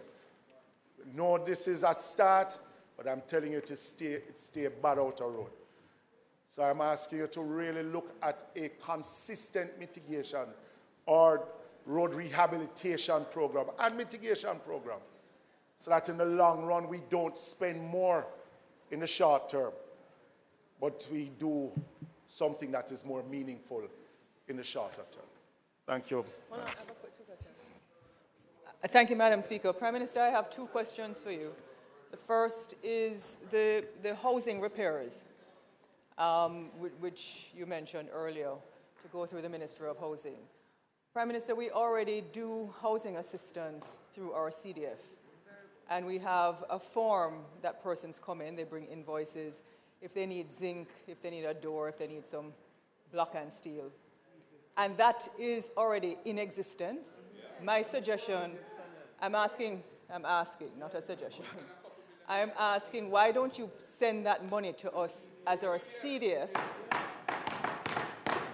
And then, because they have the system already, it will trigger us to be able to do that. That's the first question. The second question, over the years that we've done this program over the Christmas period, and for some of us it is well, I think for everybody inside here, even though we're trying to know, the Prime Minister is changing the optics of it, and rightly so, perhaps. But what I have noticed, especially in the rural constituencies, Prime Minister, is when the verges, because it's an annual program, and many of us save up our CDF funds towards Christmas, and you can't even put a particular allocation because you now have a cap on what you use for bushing, for example. It is supposed to be labor intensive, and I'm using the CDF as a benchmark for my question to you. It's supposed to be labor intensive, but I can tell you that a lot of the people now don't want to be chopping, using weed whacker, and when the people come to certify the work, especially maybe right before Christmas, the NWA or the parish council says, we cannot certify this work because it not do good. So apart from having to cut the bush, they have to sweep it, pick up the garbage, plus bag it, rake it. A lot of the people are not doing the jobs the same way they did. I see the member from St. James looking at me because he knows what I'm talking is true. And perhaps we need to, Prime Minister, is there a way in you structuring this program? Because it is going to be very bureaucratic. Sometimes when we try to rearrange the funds, because some of us are in rural and you're in urban, and all of the funds are structured and have to be used in a very black and white manner. Is there a way for some flexibility in the program, for example, that, let us say, the verges? Let us say, for example, in my constituency, if I choose, I am not running again in Southeast St. Anne, I have no desire to run anywhere else. The issue, Prime Minister, is if we, for example, decide to use a front-end loader or a backhoe to clear the verges, right? Is there a way that I can use the additional funds or the remaining funds to employ labor in another way? For example, if I choose to employ them under a verges program in terms of planting trees. And what I'm trying to ask you, Prime Minister, is there a way that we can have flexibility in the program with the way the money is allocated? Because in the previous programs that you have announced, I think you always look at the program in terms of an urban constituency without recognizing the effects of what happens with rain, etc., in rural constituencies. Bush and verge and tree in a rural constituency is not the same as in a St. Kingston constituency. You have weed. You have some weed where grow up on the sidewalk. When you drive come a country, you can't drive sometime because it takes up half of the road. And some of the money that you give is really not enough. So sometimes we just have to figure out a better way. My people will tell me that, and see my friend there from Rada, Mr. Simpson will tell me that it's better you spray the weed, kill it from the root, make it dead, and it not grow back for about 6 months. So we have to, yeah. Mr. Simpson, our friend. All I'm saying to you is, Prime Minister, can we have some flexibility in the program? And can we also put the money for housing through the CDF?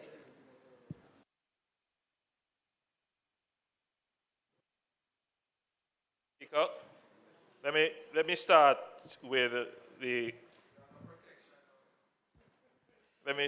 member from Southeast St. Anne and her suggestion that we should direct the resources through the the CDF. It was my initial thought that we could have directed the resources there. Bear in mind that whenever we have done this, we have gone through the Ministry of Housing. No, I'm not denying that there is a delay. In fact, it is my concern when we were contemplating how to treat with it. The solution that I am seeing, envisioning, is that there could very well be a kind of collaboration between the two entities, because the issue here, Mr. Speaker, is that we have to inspect and verify that the beneficiaries are in need. Because, you know, when the Auditor General comes to look at the program, there are two kinds of audits which are carried out. I mean, one is the accounting financial audit. Was the money spent? Then there is the performance audit. Was it spent efficiently? Did the right people actually get it? All of these are issues that require that we have to have answers to questions that could be raised by members on your side when it comes to be reviewed. For example, were there enough officers to inspect the houses? And so when I'm saying there is potential for collaboration, because there is some capacity but not enough in the CDF to do inspection. So they do have a beneficiary identification form, but they don't have officers that's their job, to go target and look at beneficiaries to see if the need proposed is the need that is. Prime Minister, through the CDF, they don't necessarily inspect. And I don't think that the officers of the CDF, the point of order I'm making is that the officers of the CDF, those people who are put in the parishes, they don't inspect the houses. So therefore, with your leave, Mr. Speaker, it could be a simple process. Let the people take a picture of the damage or whatever it is. When they bring the invoices, once they sign the form, those forms go to the CDF, and they can investigate it that way. Once you over-bureaucratize the program by even joining the two places, it is going to be even slower. Madam Speaker, I'm loath to get in Parliament a debate about administration, because there is a separation. We set the policy, and we'll have to leave it up to the... And I see it too, but we have to preserve how our government works. So what I would say, Mr. Speaker, is that the concern of the member is well-grounded and well taken. I will definitely look into how efficiencies can be had for the program. And one way may be to have some of the staff of the CDF support the inspection staff, which is dedicated at the Ministry of Housing to do just that. So in order that the process of inspection moves quickly. So the member's point is taken, and I undertake, Mr. Speaker, to see how best we can move this process along quickly, particularly considering that the people who will need this, the need has arisen as a result of a disaster. And it could be, we don't know, that we may very well have more rains coming. So we need to get the benefit out to the people very quickly. Especially this one, yes. The member from Northwest said, oh, the flexibility, sorry. Mr. Speaker, the program is designed to give flexibility. But because of accounting issues, we have set minimum thresholds. Because Mr. Speaker, if we say that we have allocated money for debushing, for example, and MPs decide not to do any debushing in the program or to use it to do something else, then that raises an audit query. So there has to be a kind of threshold which preserves the definition of the program. That's why there's a threshold.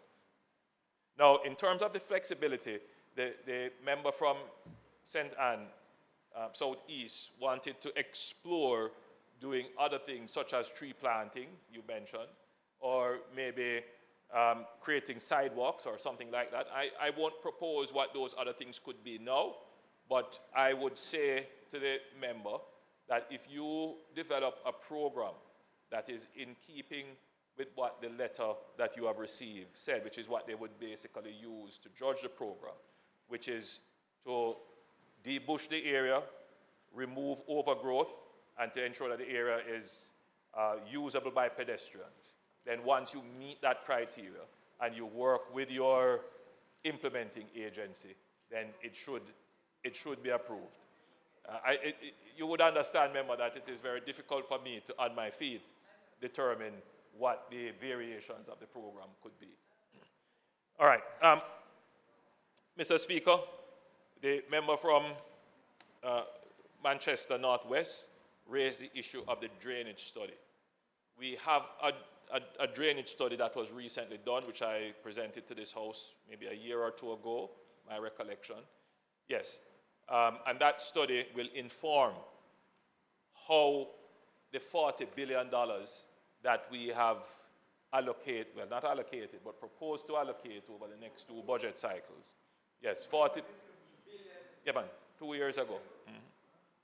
It's a drainage study, which, so the program which was announced in the last budget, in this budget, $40 billion over the next 2 budget cycles, the SPARK program, that drainage study will help to determine how the roads that have been selected, how those roads are going to be done in coordination with the drainage that is necessary.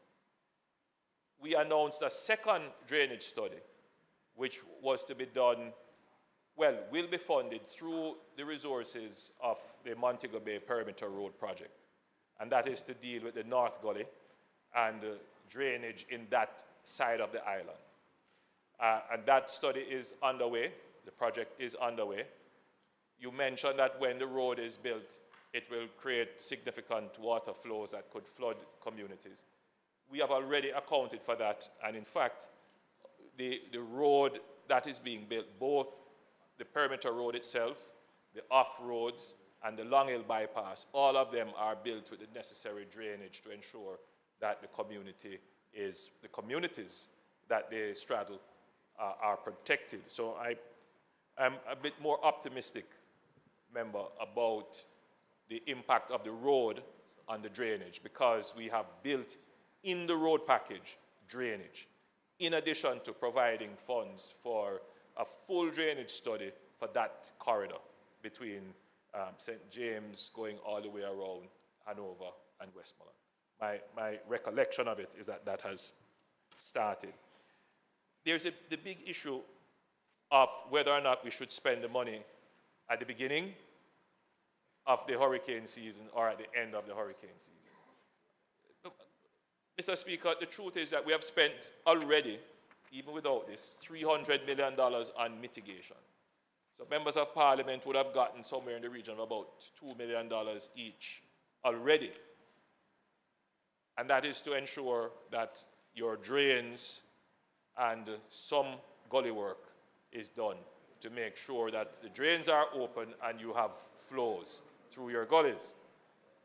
But the truth is, Mr. Speaker, that we know that after the hurricane season, there will be need to do not just mitigation, but remediation. You will have to go and clean and clear. So I think we have the sequencing correct. So we have the sequencing correct. And the truth is, Mr. Speaker, that at the end of November, that is when you are really able to assess the damage that has been done by heavy rains and floods. And making this allocation is just in time, as I have said. It is necessitated by virtue of the ending of the hurricane season. And that is when you would really need the resources now to clear the drains, do the repairs in preparation for the first rainy season that is going to come in the new year, which is somewhere around April, thereabouts, we're looking at rain. So the member's concern is understood. that you want to spend the money to mitigate, but the truth is we have been doing some mitigation, but we will also have to spend and probably spend more in remediation. So I think the sequence of how we have it is correct. In terms of urban versus rural, I wish to inform the member from St. Anne Southeast and the member from Northwest that I well understand the exigencies and the differences that we have to contemplate in rural constituencies. And I'm very sympathetic to that. The challenge is that I don't believe that the House would be in unison in terms of agreement that we should start to make allocations differently other than each seat getting the same. I think there has to be, I think because the member from Northwest, the member from Northwest Manchester points out that my constituency could fit geographically, physically, in just one area of his constituency. But I wish to remind the member that my constituency has far more people than his. So that's that's the issue. So we continue, Mr. Speaker, to make the allocations equally per constituency. But we take the concern that is raised, that we have to devise programs specifically, particularly I can see for bushing. Mr. Speaker, when we drive around the country, we take note that the place does not appear to be as maintained as it should be. And I would give the commitment we have set up and have already established the Lengthman program. It has been already designed, ready to go, but each year, Mr. Speaker, we have had to reallocate the resources from that to deal with these eventualities, flooding and hurricanes and all kinds of other things. So what we have actually decided to do now is to increase our allocation so that we have this ongoing maintenance of major corridors to address the issue raised by the member from Northwest Manchester regarding special allocations for rural constituencies. So with those responses, Mr. Speaker, I thank you and I thank the members. And I hope we all get through our projects very quickly so that the constituents and those who are seeking to benefit can get the benefit quickly. Members, be reminded that the opposition spokesperson on the issue had made a presentation already, and so we're going to ask you to ask questions. Please, member from St. Catherine Eastern. Thank you very much, Mr. Speaker. Prime Minister, I just want you to know that while I have nothing against Ministry of Housing, there's much to be desired from that ministry. I still have money over a year now that has not been expended. Can't be because you have 2 officers dealing with about 6 to 8 parishes. But apart from that, the $50,000 that you have in terms of the $5 million, with approximate 50,000 recommended, and it can be more and it can be less. If you prolong this, inflation is going to eat up everything. So therefore, you might have nothing left for us to expend if we are dealing with Ministry of Housing. Well, I know Minister Clark is going to agree with me in terms of that. I want to also know, Speaker, what period of time, Prime Minister, are you looking at for us to be able to expend this $5 million? And the 4th question is not to be mischievous. Do we really have the money now that we can use to carry out this program? No, I need to ask.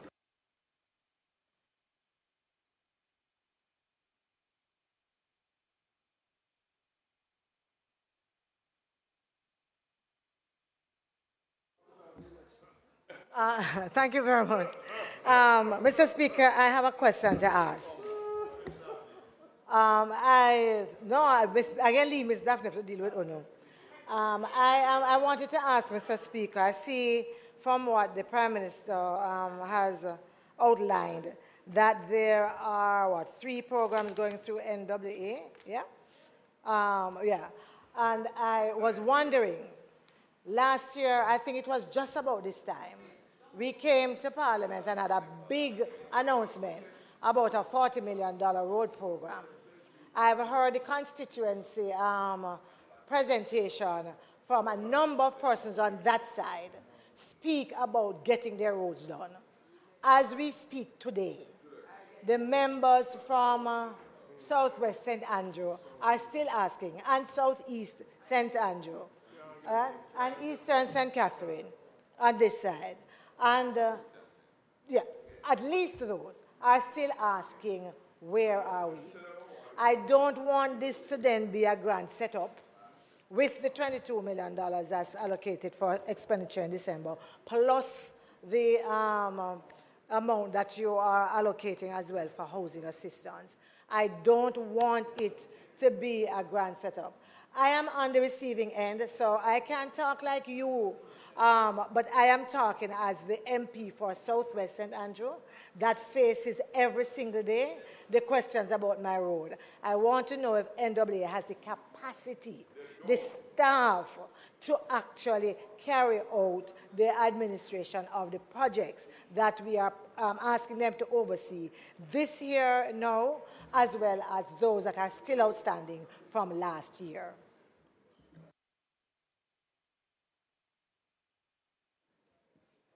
Prime Minister, like others, we're glad to hear the announcement, but we'll be more joyful when the delivery occurs. Like my colleague from Southwest St. Andrew, the NWA consistently report that they don't have the capacity currently. They tell me, Prime Minister, that the government has reduced the procurement officers that they once had. That's what is reported. No, I am only saying it to you as it's reported to me. That they don't have the capacity, that they have less than they had before. So when you allocate more money, as you did, to be honest with you, Prime Minister, it's like you announce more frustration. Because the expectations are there from what you announce, and the residents in the communities that you seek to repair, put on the program, forever nothing happens. Nothing happens. And even when you do the estimates, by the time they come around to do it, the contour of the road has changed tremendously. I have one such road under my CDF that NWA has to do. When I visited the location just last week with the contractor and the NWA representatives, they were shocked because the road they looked on 8 months ago when the estimate was prepared, it's not the same road they're looking on. It needs more money, and there is a set amount allocated. So what do? That is the conundrum that we face on a daily basis. So Prime Minister, we welcome the announcement, but if the personnel and the administrative apparatus is not sufficient, it don't amount to any. You don't ask me any question here. So I'm pleading to you, Prime Minister. The NWA, right, have a serious look. It falls under your ministry. It's making you look bad. Prime Minister. Madam Speaker, first let me say I'm very sympathetic to all that has been said, because as a member of Parliament, I too experience it. If it is any comfort from the member from St. Andrew South, My $40 million road project has not started yet either. And it is what it is, Madam Speaker. The issue is procurement and to find the contractors. That is a real issue. The issue that you have mentioned, member from St. Catherine Southeast. I thought you were going home.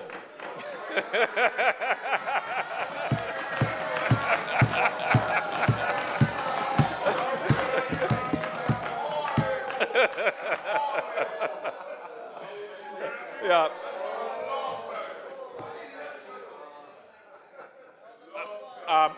Member from St. Catherine South, yes, the NWA is under-resourced relative to the increased resources that we have given them to oversee.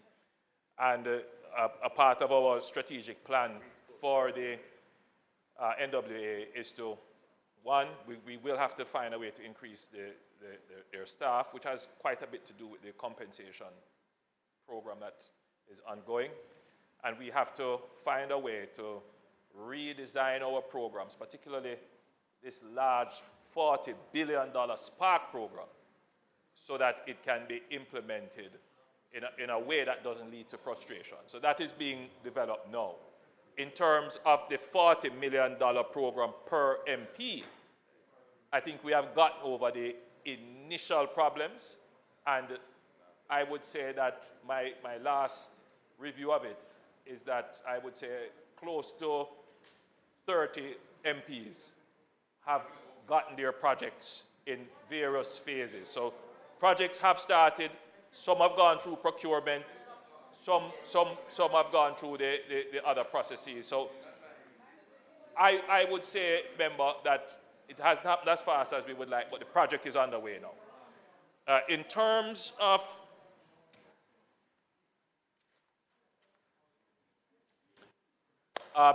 member, just remind me of your other concern. It was...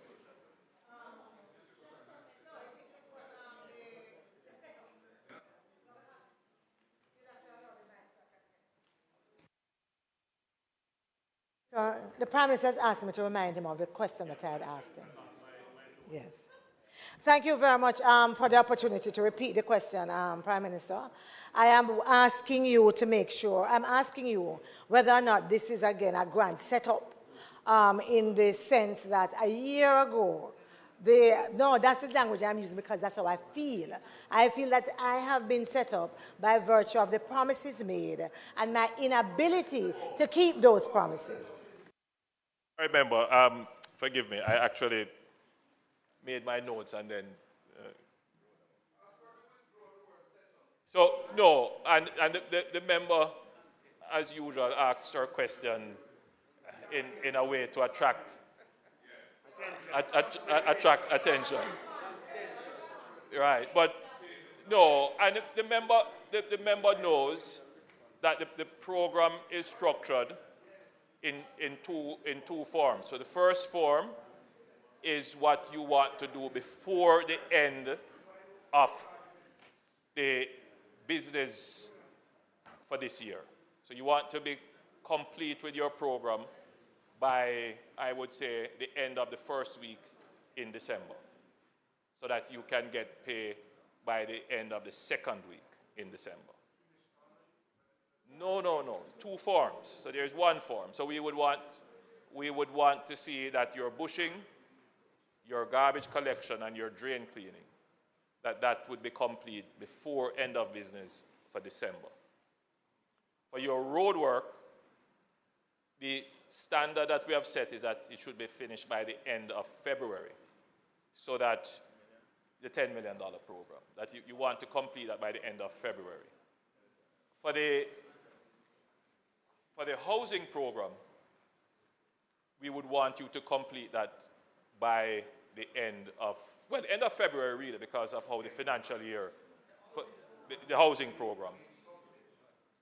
So we would want you to try and submit, in terms of your submission for the housing program, we would say try and start submitting no, as quickly as you can. So there's no cutoff time for your submission, except that you don't want the funds to have to be rolled over into the next budget. So that means that you want to, yeah, so you want to send in your project as quickly as possible. So your bushing, your cleaning and beautification, garbage removal, desilting, those projects you want to have them done before close of business in December. Thank you, Prime Minister. Next to his feet will be the Minister and our Deputy Prime Minister, Honorable Dr. Horace Chang, CD, MP,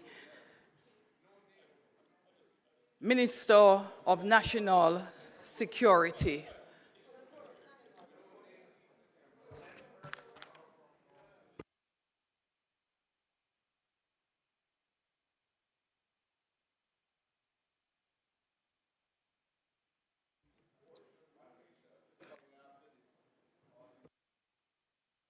Discussion on the Christmas goodies. You give me a hardcore statement on crime, but it's not so bad this evening. Madam Speaker, I'm taking us in the proposed amendments to the Firearms Prohibition Restriction Regulation Act 2022. It's a new piece of legislation, but they have really had the first real trial on the position simplicity only, I think, completed a couple of weeks ago. And the true test of any piece of new legislation, it's a criminal legislation which impacts on individuals' liberty and the rights of society, is really the trial, when the judges will, their own interpretation, and a few anomalies appeared in this particular trial, and the DPP made some submissions to the ministry, and the public response as well to the particular sentencing recently carried out. And the Prime Minister gave some instructions, but I had some discussion with my own team in the ministry. In furtherance of this, government's commitment to continue to work towards addressing the high level of crime and violence and strengthen the country's national security architecture, I rise at this time to provide a statement on the Honourable House and some of the proposed amendments of the Firearms Prohibition, Restriction and Regulation Act 2022. You'll recall, Madam Speaker, that the Act repealed and replaced the Firearms Act to provide more particularly for the prohibition, restriction or regulation as may be appropriate of firearms and ammunition and for connected matters. And I think the critical area was, of course, the definition of illegal weapons as prohibited weapons. The Honourable House will also recall that the Firearms Prohibition, Restriction and Regulation Act 2022 was passed in the House of Parliament in September 2022. It was the hallmark of a piece of legislation came into effect on 1st of November 2022 and represents the most significant advancement made by the government in its move to tackle the scourge of crime, gun-related violence in our society. The Act creates a regime that prohibits weapons, certain firearms and ammunition, and activities relating to prohibited weapons, and strengthen the penalties for offences relating to prohibited weapons and prohibited activities, distinct from the regime for the treatment of firearms and ammunition that may be licensed and the activities in relation to these weapons under the regulatory framework. Honourable House may also recall that the Act introduced mandatory minimum sentences that are appropriately dissuasive and commensurate for the type of offence committed, particularly with respect to prohibited weapons. These sentences were welcomed by the public, which recognized the possession of a prohibited weapon as the fundamental foundation on which other heinous and violent crimes are committed. Madam Speaker, over the past year, the Act has been tested in our courts, and some anomalies have been identified in the legislation by the Office of the Director of Public Prosecutions or the prosecuting attorneys, which I will highlight later in the statement. These anomalies were evident, in particular, following the recent judgment on the matter of Rex versus Atlee Murray, which led to the press release by the Office of the Director of Public Prosecution, providing clarity on the sentence passed in the Act for the offences of possession of prohibited weapon and unauthorized possession of ammunition. In the reference matter, the ODPL has further signaled the office's intention to appeal the judgment of the court.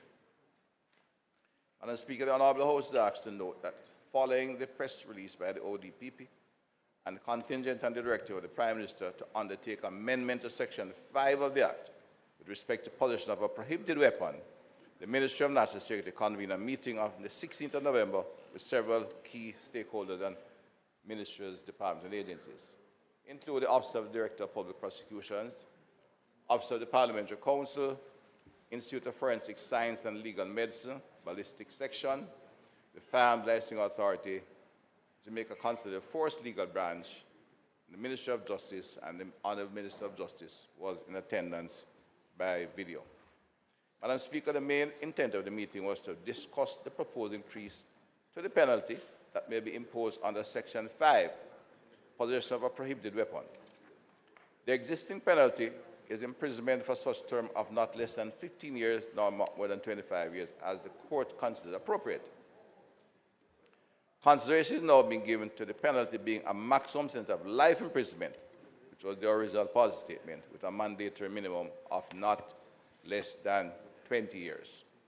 Madam Speaker, this would mean that the court would have the discretion to impose a sentence within a range of the highest sentence being life, the lowest being 20 years.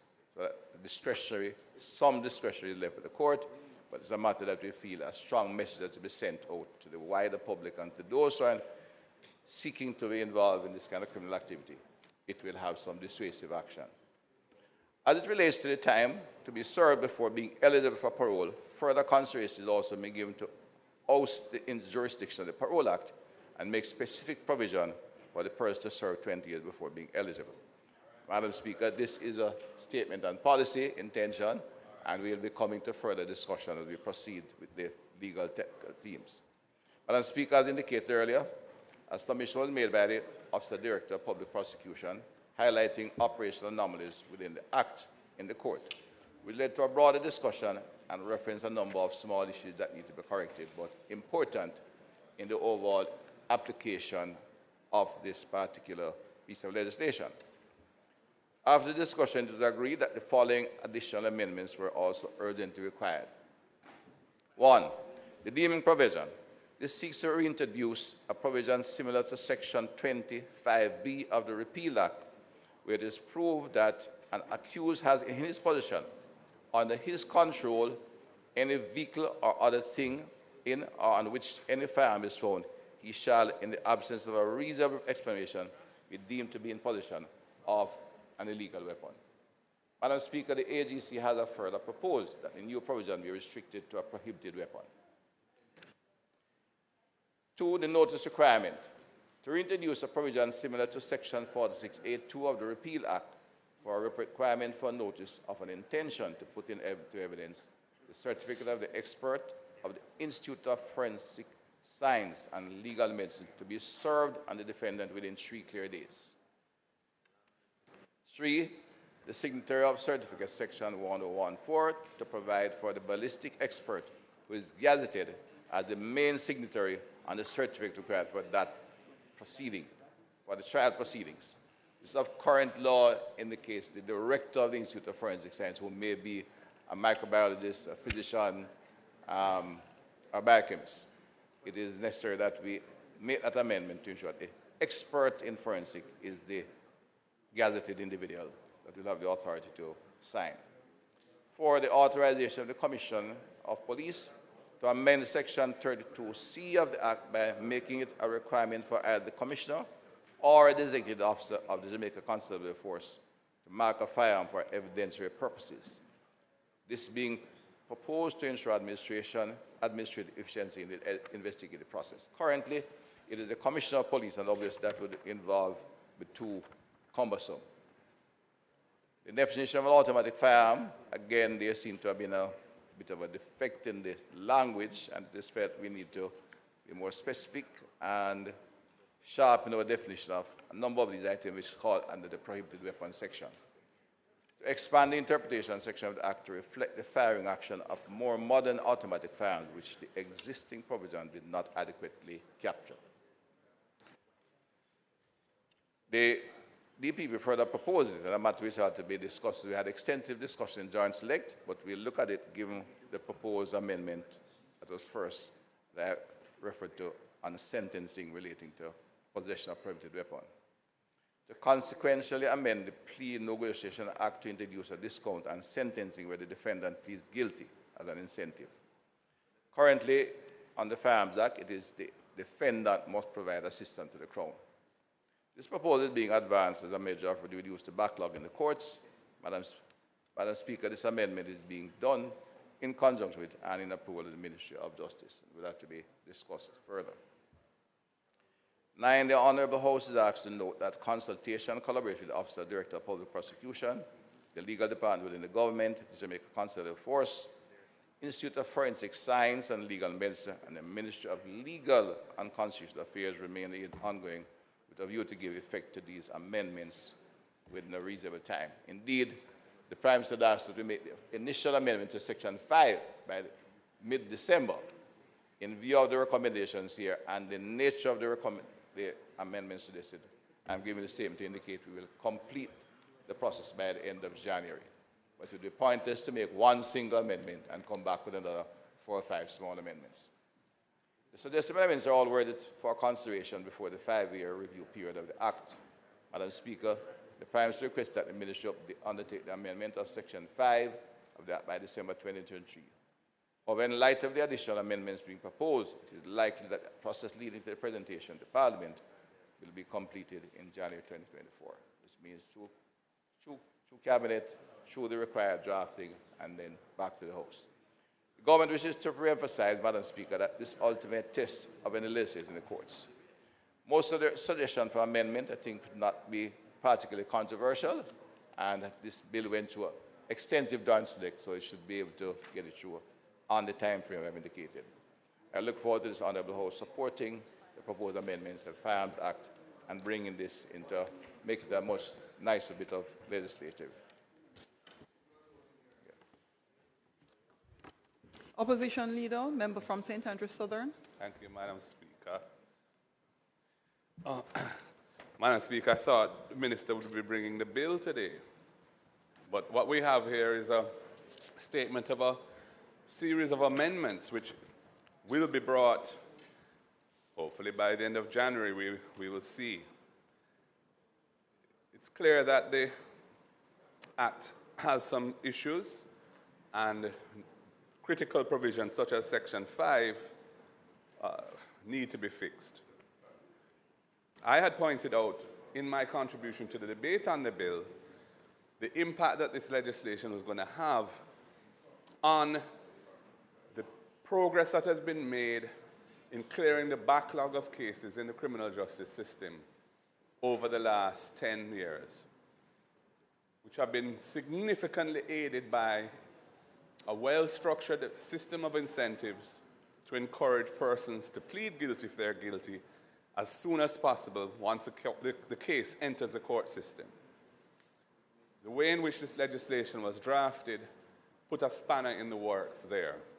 And especially with the very high mandatory minimum sentences that it imposes, creates a tremendous incentive on defendants to go to trial and take their chances. And no doubt would also be an incentive for other activities that might tend to obstruct the course of justice at a trial. So I am glad to hear that something is to be done. I'm not clear yet what that will be, and we want to see the legislation when it comes. But it's very critical that we do not create a disincentive to persons pleading guilty in firearms cases. The judicial system, the court system cannot cope with matters, all matters coming in ending up going to trial, or a very high percentage of them. We all know in the US, not that I'm suggesting there should be a model by any means, but in the US, a small fraction of cases end up going to trial. Most are settled via pleas. And our justice system is significantly less resourced than the US system. Indeed, we're hearing that trials are being compromised because court reporters are taking action. They feel significantly disillusioned by the terms and conditions of their employment, and this is a major problem in the justice system which needs to be addressed by the minister quickly. But, you know, sometimes when we point things out in this House, when legislation is being passed, we're not scoring political points. We're bringing a clear textual analysis of what was a very complex bill. That firearms legislation is complicated. The way it is drafted is complicated. And so I am not surprised that so soon after it comes into effect, you're going to have to make substantial amendments to it. And I would certainly not wait the 5 years. I agree. Do it as quickly as possible so that it can hopefully have the beneficial impact that was intended in terms of getting crime and violence down by providing a major deterrent to the use of illegal guns. So, Madam Speaker, we look forward to receiving the legislation. I hope that the January target will be met. And, of course, the devil is in the details, and we will look at those details carefully when we see the bill. Thank you, Madam Speaker. Thank you, Opposition Leader. The member from St. James West Central, Minister of Legal and Constitutional Affairs. You have a question, Madam? Madam Speaker, I seek your leave for the suspension of the standing order, which requires a question, to enable me to just make a comment on the matter.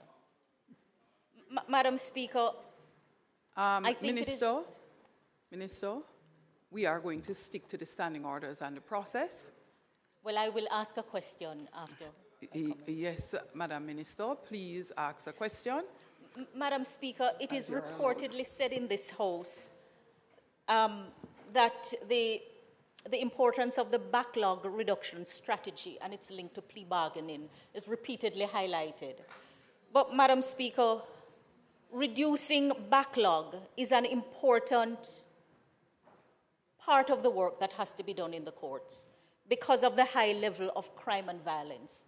But I think we send the wrong message to the people when we link the backlog reduction strategy to sentencing, because a sentence must be proportionate, not lenient nor draconian. And every time I hear the issue being raised about using a plea without more to clear backlog, it sends the wrong signal to a society that is so riddled with crime, which results in a high level of prosecution and a high number of cases in our court. So my question to the Honourable Minister is, how soon will the bill come to Parliament?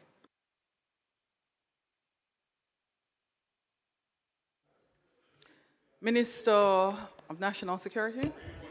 The bill will be in Parliament by the end of January, as I said, indicated that in looking at the particular issue that brought a review, which was the sentencing and what happened in the particular case, we're looking at amending one particular section, a very short amendment by this week, but we decided we'd have to do a number of other things to make the bill stronger and better.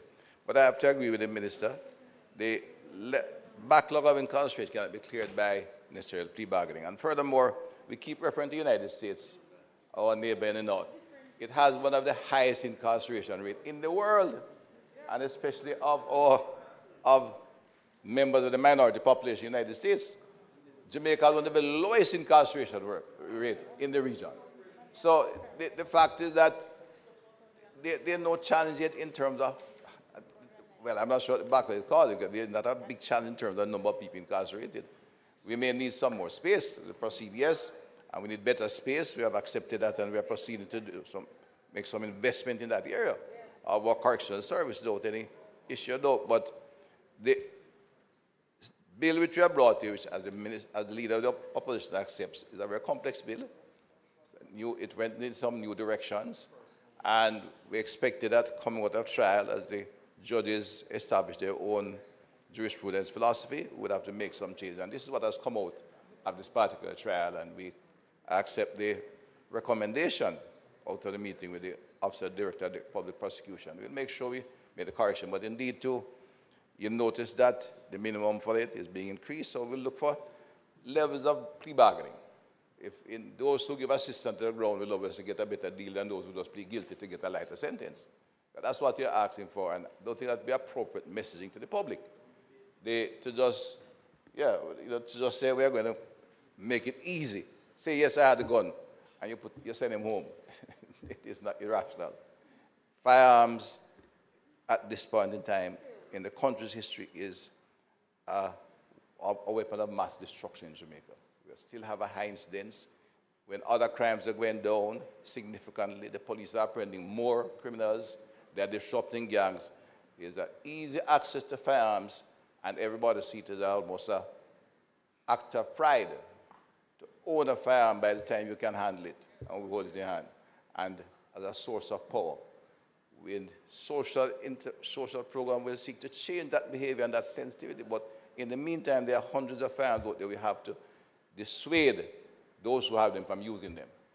I am keeping them in their possession, and that's what the intention of the bill is, and therefore we have to retain very strong sentencing guidelines. We legislate because of the social conditions and the challenge we face out there, and the judge will interpret and execute according to the requirements of the legislation. Thank you, Madam Speaker. Thank you very much, Deputy Prime Minister. Last but not least is our statement from Honorable Dr. Christopher Tufton, Minister of Health and Wellness.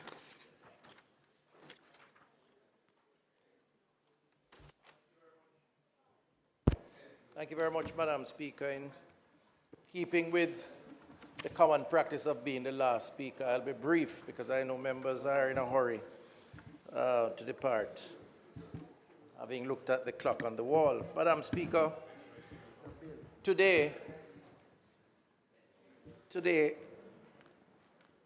as the Minister of Health and Wellness, I stand before you with some levels of enthusiasm to announce a significant transformation in our healthcare system. This development, Madam Speaker, marks a crucial step towards improving healthcare accessibility, especially for Jamaicans in rural and underserved areas. In 2021, I announced in this Honorable House the formation of a committee chaired by Professor Eldemire Shearer to examine the issue of granting prescriptive authority to advanced practice registered nurses, or APRNs for short. This committee, Madam Speaker, engaged extensively with stakeholders, resulting in a report that has paved the way for a unique model of prescriptive authority for advanced practice registered nurses tailored to our Jamaican context.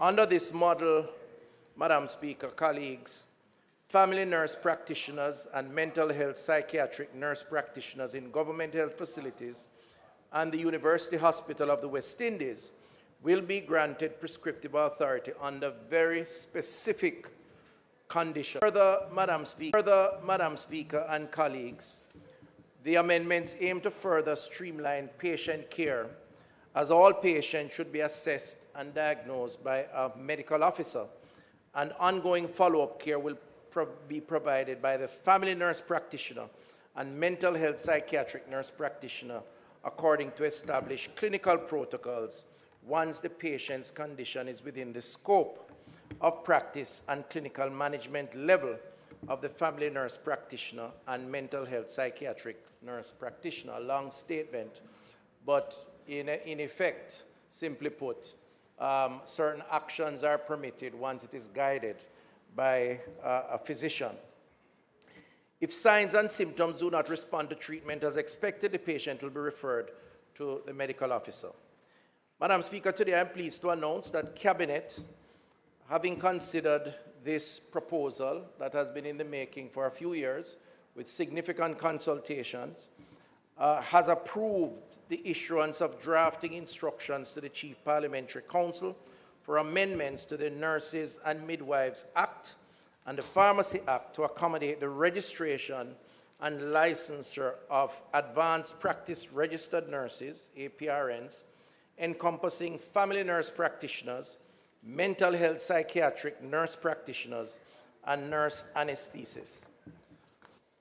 It is also important to highlight that regarding the nurse anesthetists, the ministry is not pursuing prescriptive authority at this time. Instead, the focus is on accommodating their licensure and registration under a legal framework, recognizing the advanced training and critical role they play in patient care. This milestone underscores, Madam Speaker, the government's commitment to healthcare excellence. Despite the success, it is to be noted, of the nurse practitioner program initiated in 1977, these professionals have not been recognized under the Nurses and Midwives Act. Madam Speaker, the amendments go beyond mere adjustments to acts. They signify a dynamic evolution of our healthcare system to meet the diverse needs of our population. Madam Speaker, in many of our deep rural health centers, these are the only stable personnel and oftentimes have to administer care with some consultation, remote consultation, but nevertheless have the training to provide very good clinical assessment and diagnosis, and this additional authority will allow them to complete that cycle in a safe and patient-centric way. Therefore, the amendments to the Nurses and Midwives Act are multifaceted, Madam Speaker.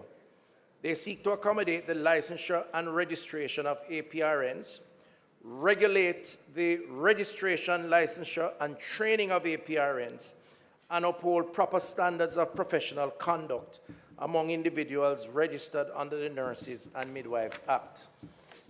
A critical aspect of the proposed change pertains to the Pharmacy Act.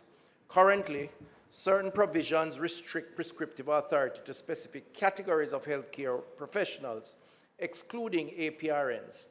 The amendments, Madam Speaker, to the Pharmacy Act will address this limitation, allowing family nurse practitioners and mental health psychiatric nurse practitioners in government health centers and at the University Hospital of the West Indies to prescribe approved pharmaceuticals.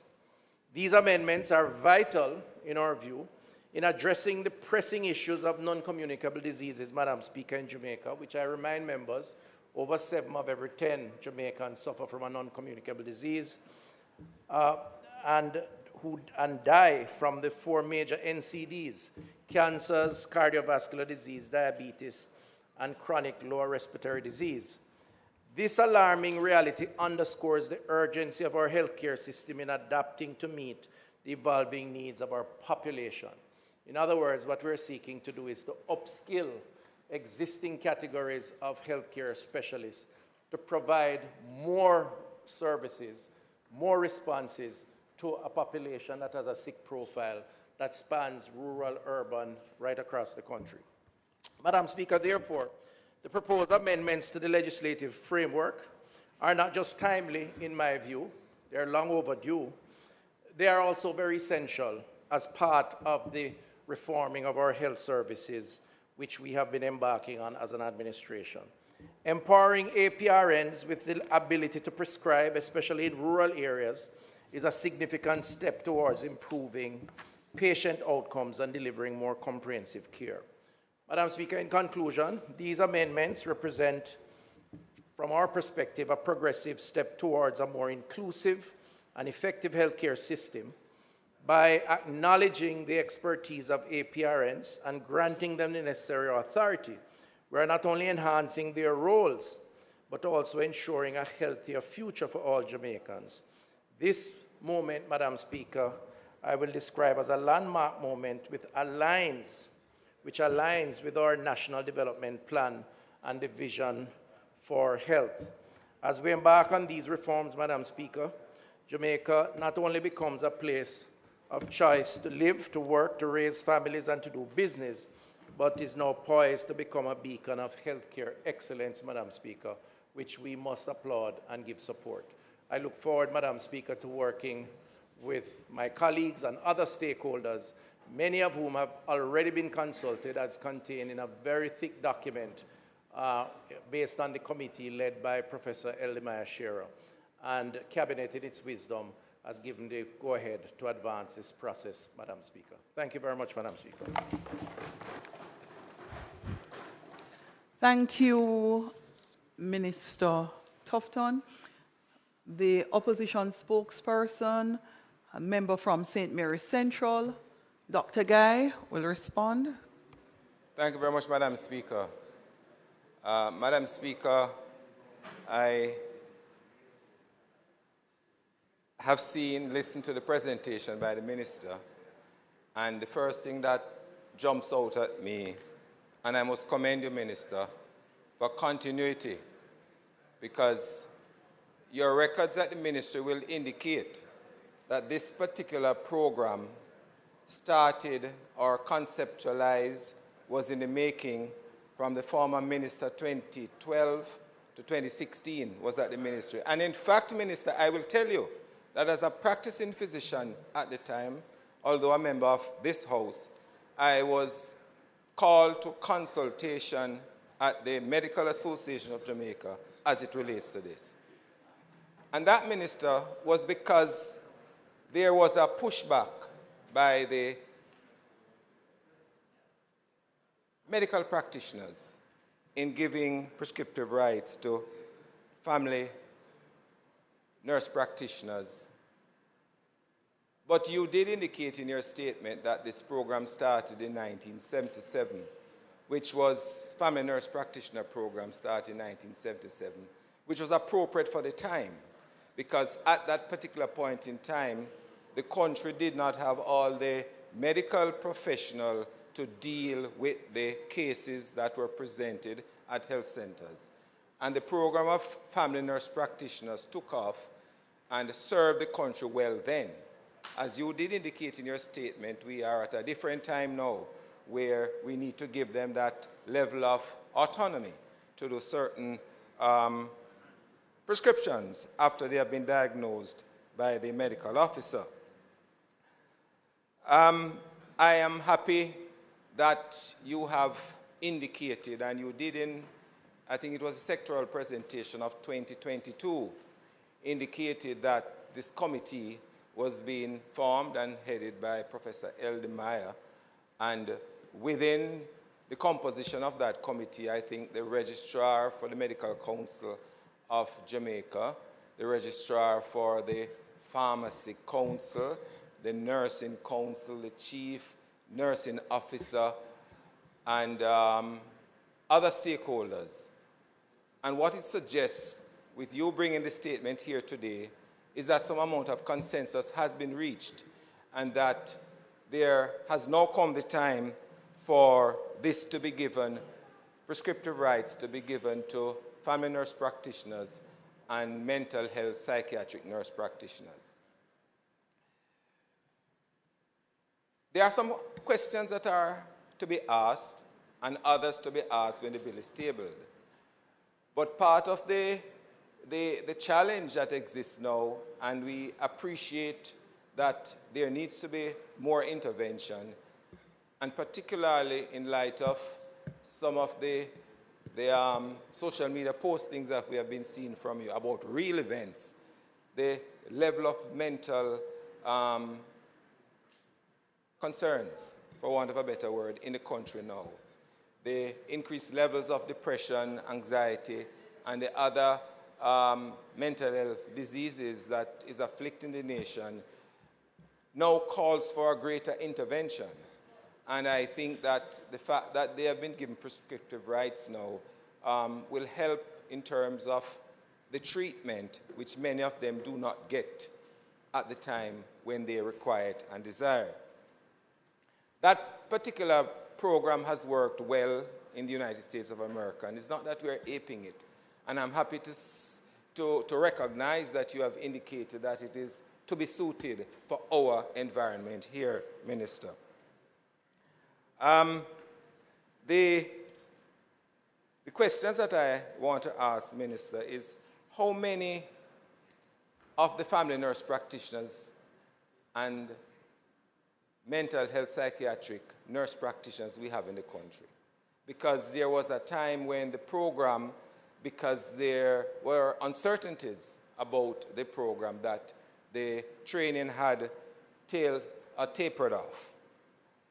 What is the level of supervision that is going to be exercised in diagnosis? I see where you said that diagnosis has to be made, so they will be mainly responsible for continuity of care. Are they going to be only in those chronic care clinics, such as the hypertensive, the diabetic clinics, and those other chronic care clinics? Will they be working in areas that are not supervised by physicians? And I mean in clinics, because there are some health centers where they are not necessarily health centers that are having clinics for diabetes, hypertension, but health centers that people walk off the street. And in as much as we appreciate their training and so, the concern will exist that will they be allowed to work, thank you, Madam Speaker, carte blanche in the institutions. Member Guy? Yes, Madam. Unless you give me a signal, I will have to say your time for speaking has I'll expired. be very brief now, Madam Speaker. Finishing off. That's why. 2 minutes. Thank you, Madam Speaker. So, Minister, these are some of the concerns we have. And as I said to you, that when the bill comes, there will be other concerns based on what the legislation is proposed to be there. But in all, we think it's a good, provided it's properly supervised, it's a good measure to give this amount of legal stature to those individuals who have been working the system over the years, have been providing a level of care. But my concern, as is all of the persons affected, the level of supervision that will be given, and that they will not be going outside the areas that are outside their lane. Thank you. Thank you, Madam. Thank you very much, Member Guy. Minister? Thank you very much, Madam Speaker. And I want to thank the member for his contribution. And, you know, while I think a lot of work has been done over the last 2 years, the issue has been discussed well beyond the last 8 years. The decision-making, however, has been stalled for various reasons. And the member is correct. Not everybody agrees with the position. There are many physicians, many of whom I have spoken to, others who take a different view, who are opposed. And so I do anticipate some pushback to the decision that the government is now proceeding with. And I appreciate the member's support, and I solicit his further support when that pushback should present itself. And he may be more effective in that argument, given that he's a practicing physician. And if he's on my side, or on our side, on the side of the cause, then I believe we will have a very strong argument together. And I want to appreciate him for that. There are approximately 44 APRNs and 17 in the mental health field. So you're looking at about 61 currently. So it's not a great number. But I do believe that this will pave the way for more. A lot of those involved have long wished for this day to come, and others have been discouraged because it was not the case. So I think this is a good start. The reality is that in some instances, many of them are the single stable symbol in some of the very deep rural health centers. And so to the extent that they have had to act on their own based on their clinical training, I am prepared to say a number of times I believe they have, just that they were not officially authorized to prescribe any at all. But I do believe that the use of technology in helping to diagnose and to support with the physician, wherever that physician is, has been a standard practice. So I say to the member, you will find times when they are alone, because this is the case now, But what is going to be very important in this new dispensation is that the appropriate protocols be established and that those protocols are captured in legislation where breaches can be cited if necessary, hopefully not, and where guidance is very specific, predictable, and is scientifically proven to work. And let's be clear, as you have said, this is not only a Jamaica practice. There are many countries in the world where APRNs are able to do limited prescriptive rights. In our case, the effectiveness of our primary healthcare system, I think, will be bolstered by them being out there. They could be in the hospitals too. I did speak to the University Hospital of the West Indies. So it could be both at the secondary and the primary level. But I think more will come out, Madam Speaker, in the discussion around the legislative changes. So I believe the member will be better comforted, if you will, or certainly allowed to make his input when that time comes. We are going to move hastily with this because we think the time has come for this. And I believe we can all hail this as a significant progress in the expansion and the reforming of healthcare, particularly at the primary level. Thank you very much, Madam Speaker. Thank you, Minister. Announcements? Laid on the table of the House today are copies of the annual report of the National Education Trust for the period 2021-2022 and annual report of the National Council on Education for the period 2018-2019. Bills brought from the Senate, petitions, papers, reports from committees, notices of motions given orally, questions and answers to questions, motions that may be made at the commencement of public business requiring notice, motions relating to the sitting of the House, motion for leave to introduce bills, presentation of bills without leave of the House first obtained, public business. House Leader. Madam Speaker, there's a single item of public business this evening, and it relates to an act to amend the Agriculture Produce Act, and will be piloted by the Minister of Agriculture, Fisheries and Mining, Honorable Floyd Green. May it please you, Madam Speaker.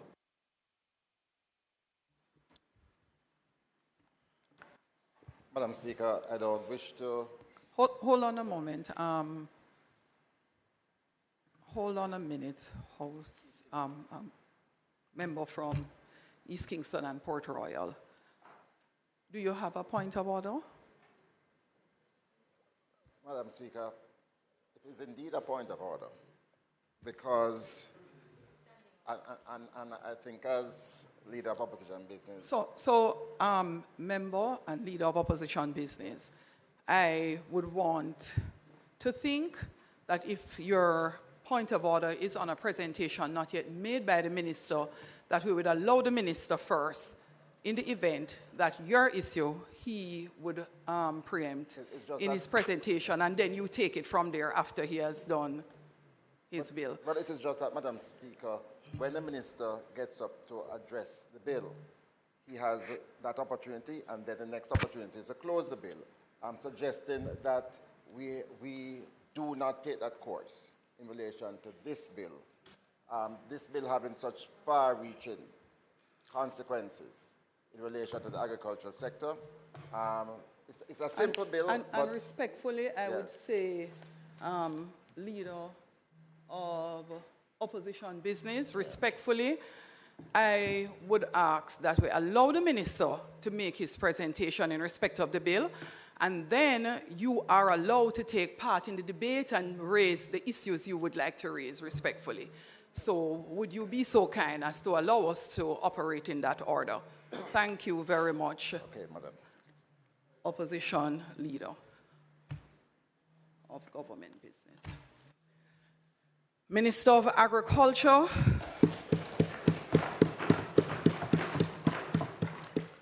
In good order, Minister, I prefer that we start the debate as is required, and then members make their valued contributions. Agreed. Thank you, Minister. Agreed.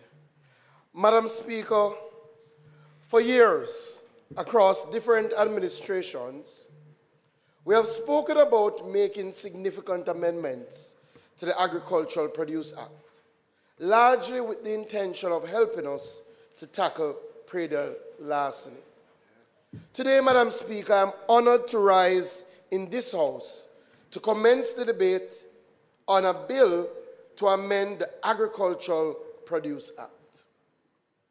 Madam Speaker and members, the Agricultural Produce Act was enacted in 1926 to regulate trade and movement in agricultural produce. The Act is fundamental in the fight against predatory larceny because all our work with law enforcement has shown us that it is in the movement and transportation of agricultural produce that these criminals are most susceptible. The police are able to have their greatest impact in capturing those who trade in agricultural produce, those who prey upon our farmers, especially our livestock farmers.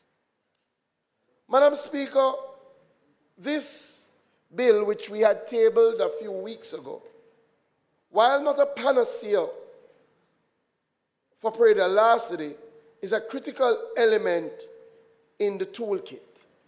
And for the past 3 years, Madam Speaker, we have set about to strengthen our fight against predatory larceny.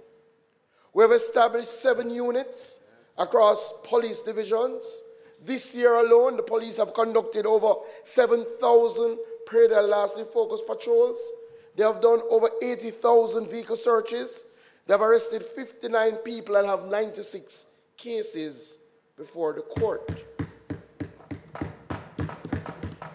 However, Madam Speaker, this Parliament has to send a clear, unequivocal message that we will play our part in rooting out predatory larceny from the Jamaican society.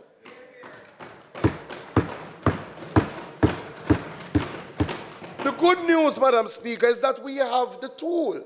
We have had the tool from 1926. But the tool, Madam Speaker, needs to be sharpened.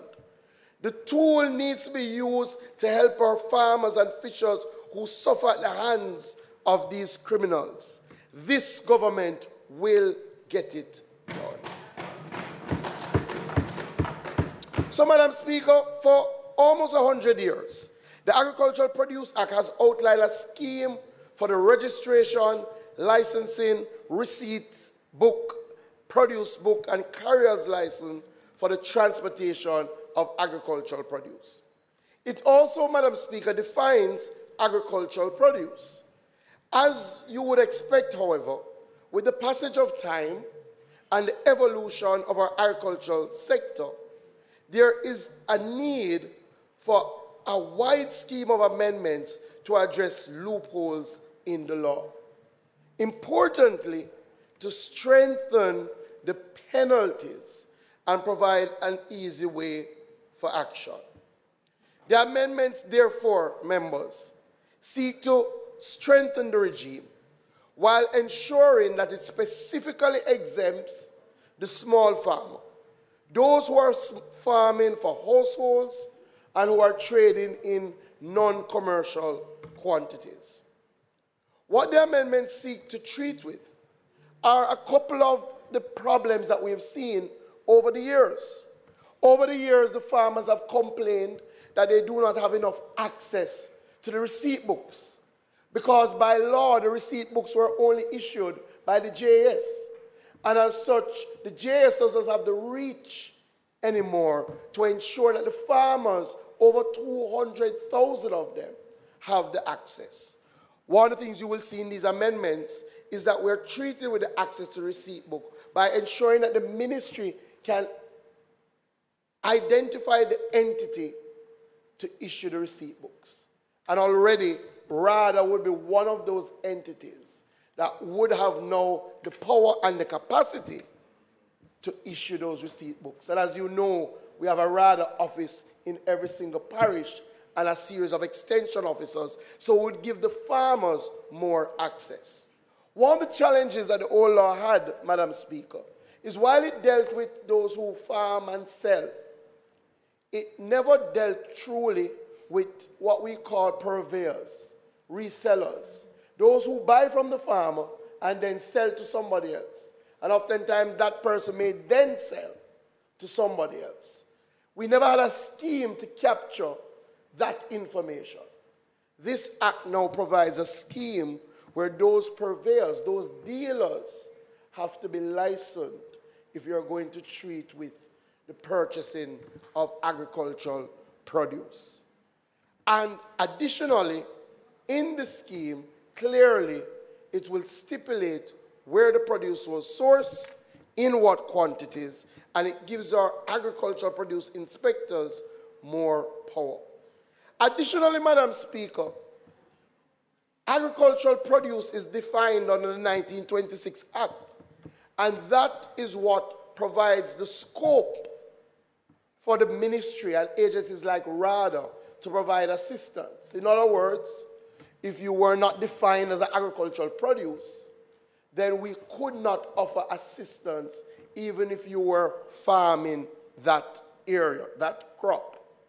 So, Madam Speaker, one of the big changes that you will see is that some agricultural crops that we updated the definition of agricultural produce to include agricultural crops that were left out. So things like bamboo were not a part of our Agricultural Produce Act. In this new amendment, we will be able to provide support and to help stimulate the bamboo sector. Grass. Why is grass important? Critical for animal feed. It is a big crop worldwide, but again, you could not get any support to drive grass production to help with the development of our small ruminant sector. Mushrooms. Again, big area with tremendous potential that we have to take advantage of, and the Ministry of Agriculture and Fisheries will lead that charge. And there are more that you will hear when I go through the clause by clause. But, Madam Speaker, probably the biggest area of change comes from what we will be doing in amending the penalties. Because, Madam Speaker, what would happen is that when our police go out and work and they capture somebody who is transporting stolen agricultural produce, and they charge them under this act and put them before the court, the maximum fine was $250,000. And the maximum time in prison was 3 months. Under these new amendments, we have moved that to $3 million or 3 years in prison if you are caught and charged under this act. So, Madam Speaker, this government is serious about stamping out predial larceny. And as I go into the clause by clause, Madam Speaker, let me just remind this House that we've been speaking about this for over a decade. In fact, at least 15 years. We have been through multiple consultations. We have met with farmers groups right across the length and breadth of Jamaica. We've put it through the predial larceny unit. We've put it through our internal legal team. We've put it through the AG's chambers. We've gone back. We've put it back. We've come back. We've gone to cabinet. The time for action is now.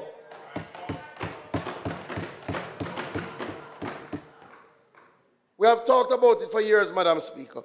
What is needed now is action. And I ask that we resist any calls to delay this process. The farmers and our fishers deserve action. Madam Speaker, I want to assure you that the ministry will be embarking on a massive sensitization drive once this bill has gone through all its stages and the upper house. We will ensure that all our stakeholders are aware of the provisions, and this will be critical as they join us in the fight against predial larceny. Madam Speaker, I will now embark on a clause-by-clause breakdown of the bill. Again, Madam Speaker, the bill, when enacted, will strengthen and modernize the Principal Act. We're not repealing the Principal Act, Madam Speaker, we're amending the Principal Act to effectively regulate the trade and movement of agricultural produce. The bill will update the Principal Act and bring it in line with modern agricultural practices that will make the law more applicable with the incorporation of stringent provisions that will serve to deter the crime of predial larceny. Madam Speaker, Clause 1 deals with the short title and construction and indicates how the bill will be construed when read, and that is for the bill to be read as one with the Principal Act. Clause 2 deals with the amendment of Section 2 of the Principal Act. And the clause intends to amend Section 2 of the Principal Act, which deals with the interpretation, by placing in the correct alphabetical sequence the definitions of aquaculture, authority, certificate of registration, chief inspector of produce, commercial significance, criminal record report, dealer's license, director, fish, indigenous herbs and spices, licensed dealer, marine products, prescribed produce, produce book, and relevant enactment. Clause 2 will also be amended by deleting the current definitions for agricultural produce, contract, dealer, exporter, place, and unmarketable fruit, and substituted it thereof with new definitions. We will also replace the word specifically protected produce with the term agricultural produce wherever it appears in the Act. Clause 3, Madam Speaker, deals with the repeal and replacement of Section 2A of the Principal Act. This clause will replace the same with new sections 2A and 2B with marginal notes on restrictions on engaging in trade or business of growing or rearing agricultural produce and application for registration, respectively. In effect, the new provision mandates that a license in accordance with the Act must be procured by persons who engage in the trade or business of growing or rearing agricultural produce with certain exceptions. Madam Speaker, it is worth noting that the exceptions include any activity which yields or involves a quantity of agricultural produce which is sufficient for consumption by the grower and the grower's household or too small to be of commercial significance. This is not trying to treat with the regular operations of smallhold farmers, but really the commercial activity of trading in agricultural produce. Madam Speaker, persons will be required to apply to the authority to be registered under the Act, and the authority being the Rural Agricultural Development Authority. Clause 4 deals with the repeal and replacement of Section 3 of the Principal Act. This clause intends to repeal Section 3 and replace it with a new Section 3 with a marginal note license. The clause requires inter alia that any person intended to engage in or who is engaged in the trade or business of buying, selling, or exporting agricultural produce to be licensed as a dealer. The holder of such a license will be permitted to enter upon premises of the grower or the producer to buy agricultural produce. In Clause 5, it repeals Section 4 of the Principal Act, which deals with the application for license, to replace same with a new Section 4 with marginal note application for license. This clause provides for the documents which are to accompany the application for license under Section 3.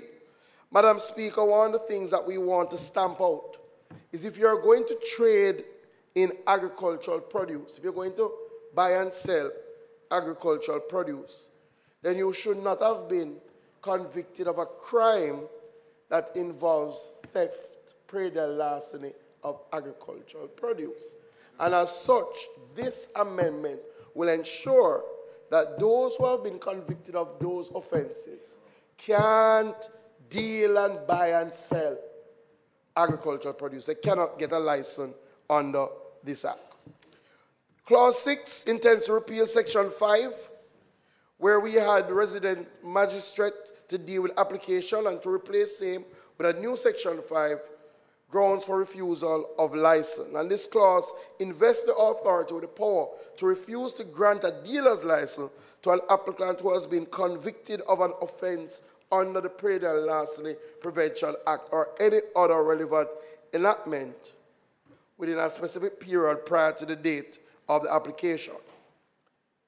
Clause 7 deals with the refusal of a license and replaces same with a new Section 6 with marginal note certificate from the Chief Inspector of Produce. This clause provides for a certificate for the Chief Inspector of Produce to be obtained by a person licensed as a dealer who wishes to export any prescribed produce. Clause 8 intends to repeal Section 7 of the Principal Act, which deals with the power of the resident magistrate to suspend or revoke the license and to replace it with a new Section 7 with the marginal note license to export. This clause proposes that any person wishing to export any animal byproduct or product shall apply in accordance with Section 8 of the Meat and Meat Producers and Meat Byproducts to the board for an export license. Again, Madam Speaker, these clauses are really modernizing the scheme that we already have, because we had already gone to the stage where if you're looking to export meat or you're looking to export agricultural produce, you have to go to our various entities such as the Veterinary Services Division or our Plant Quarantine Division.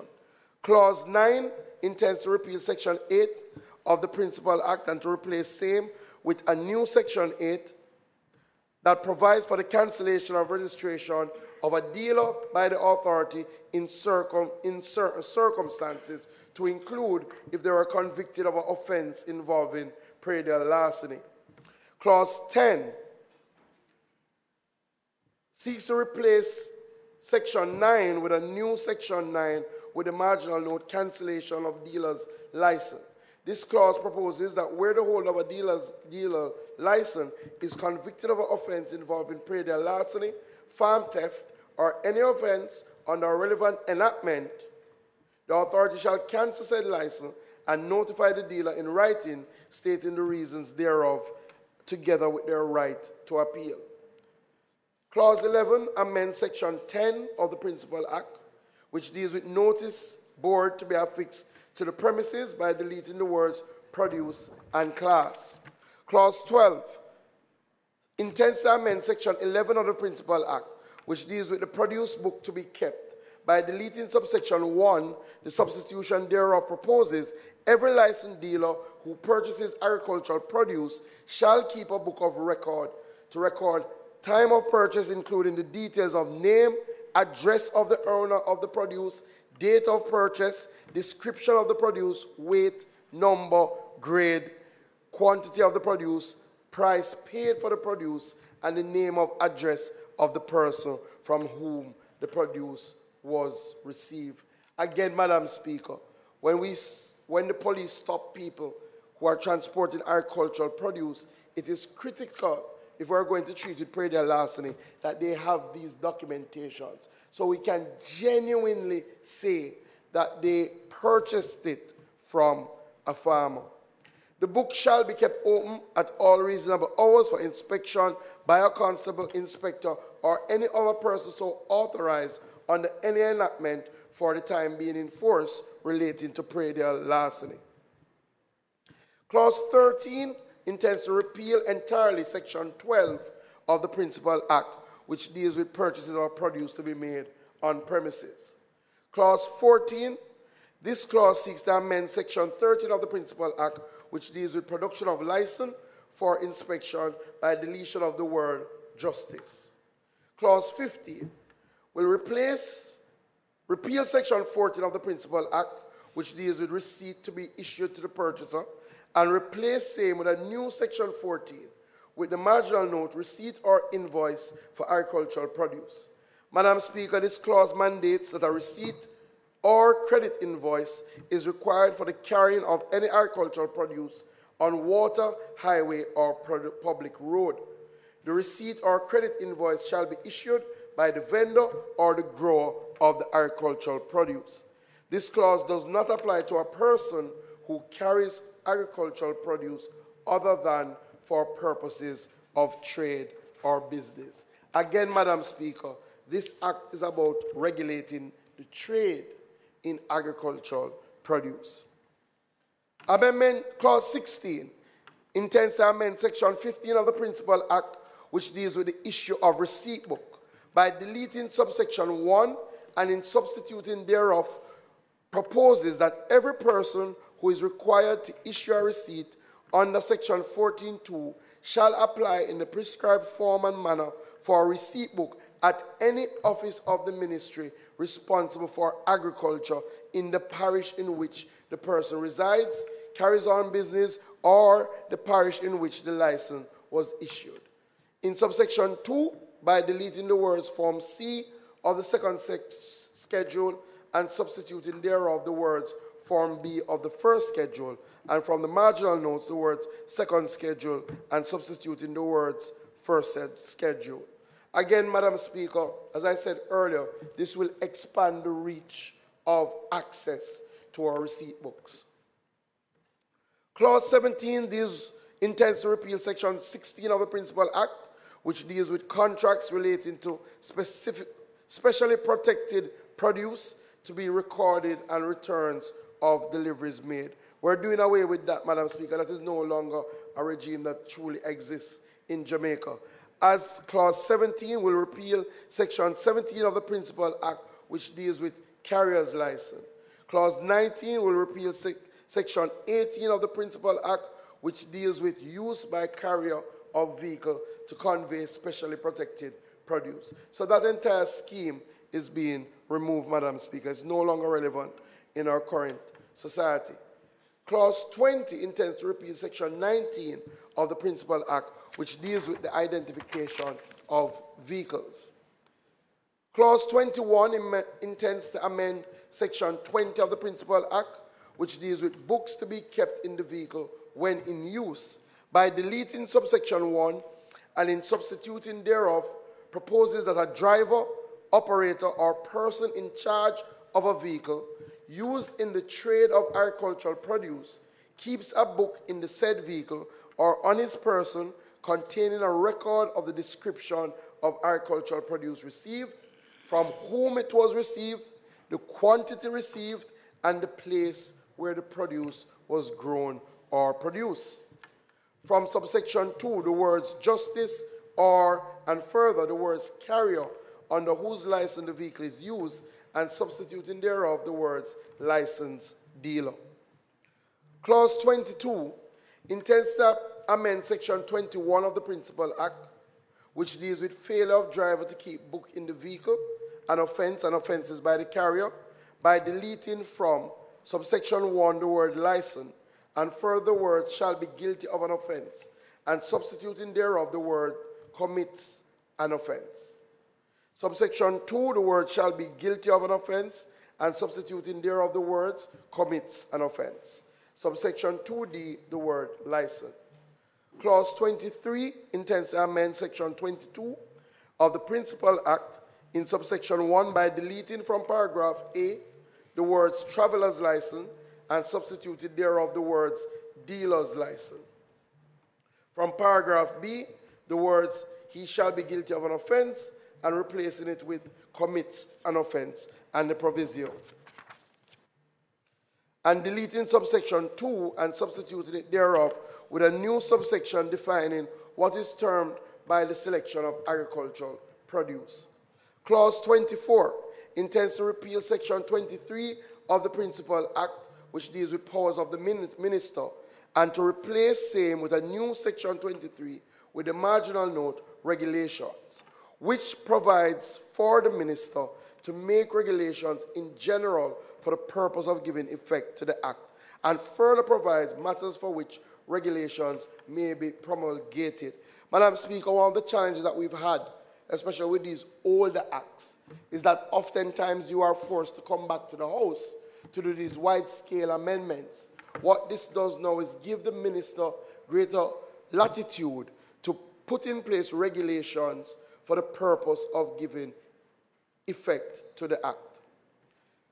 Clause 25 intends to repeal Section 24 of the Principal Act, which deals with minister may alter or revoke orders and regulations, and replace it with a new Section 24 with the marginal note, amendment of monetary penalties and schedules by order, and provides for the minister by order, subject to affirmative resolution, to amend any monetary penalty specified in the Act or regulations.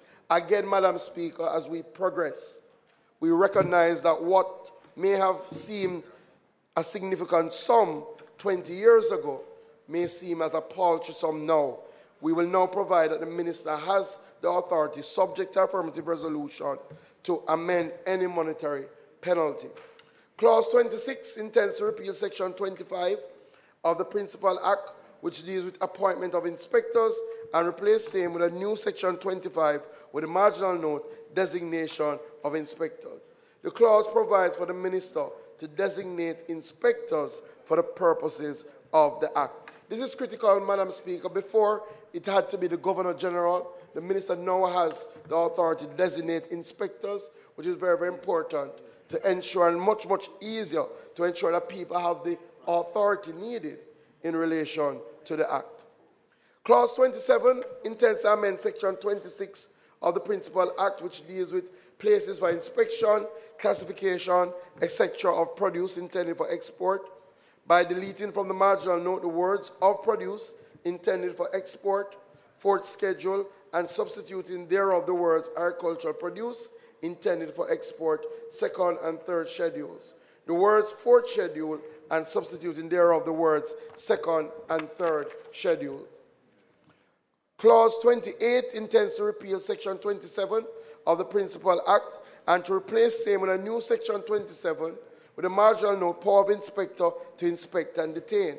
This clause provides for an inspector under the Act without warrant to search specified equipment, and if such search reveals evidence that the specified equipment is being used in contravention of the Act, to seize and detain the specified equipment.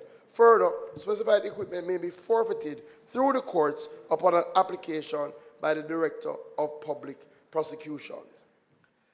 Clause 29 intends to repeal Section 28 of the Principal Act, which deals with penalties, and to replace same with a new Section 28 with a marginal note penalty.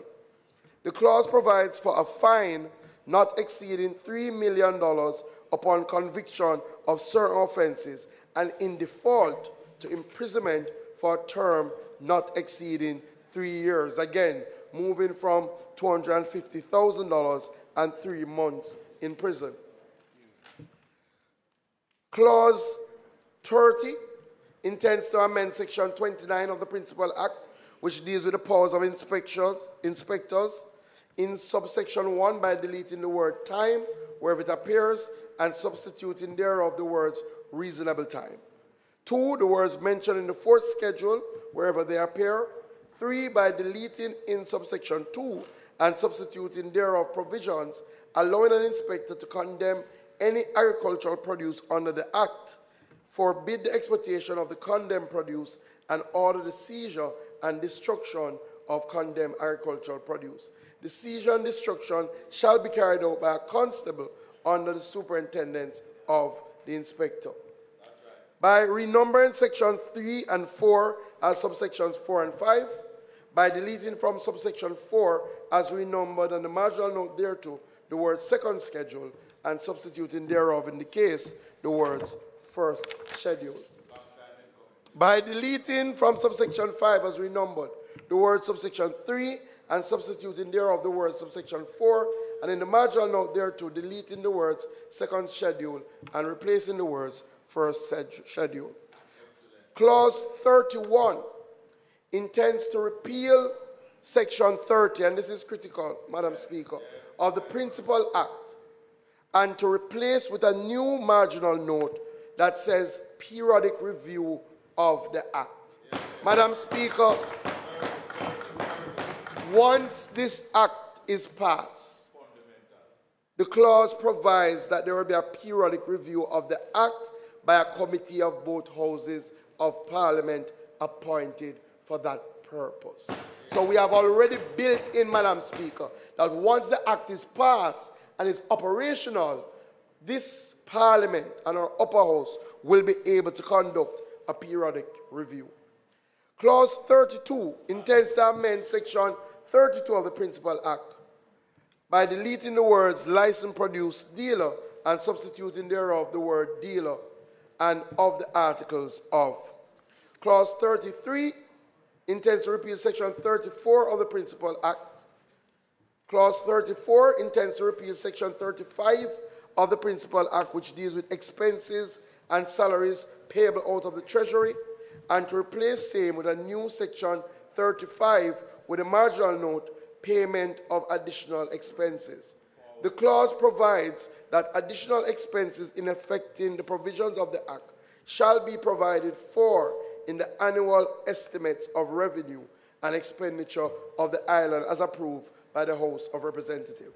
Clause 35 intends to repeal Section 36 of the Principal Act, which deals with offences, and replace same with a new Section 36, setting out various offences which may be committed.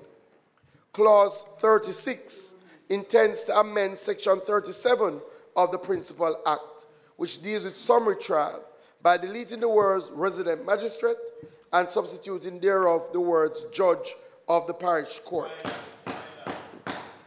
By deleting the word 250,000 and substituting thereof the words 3 million.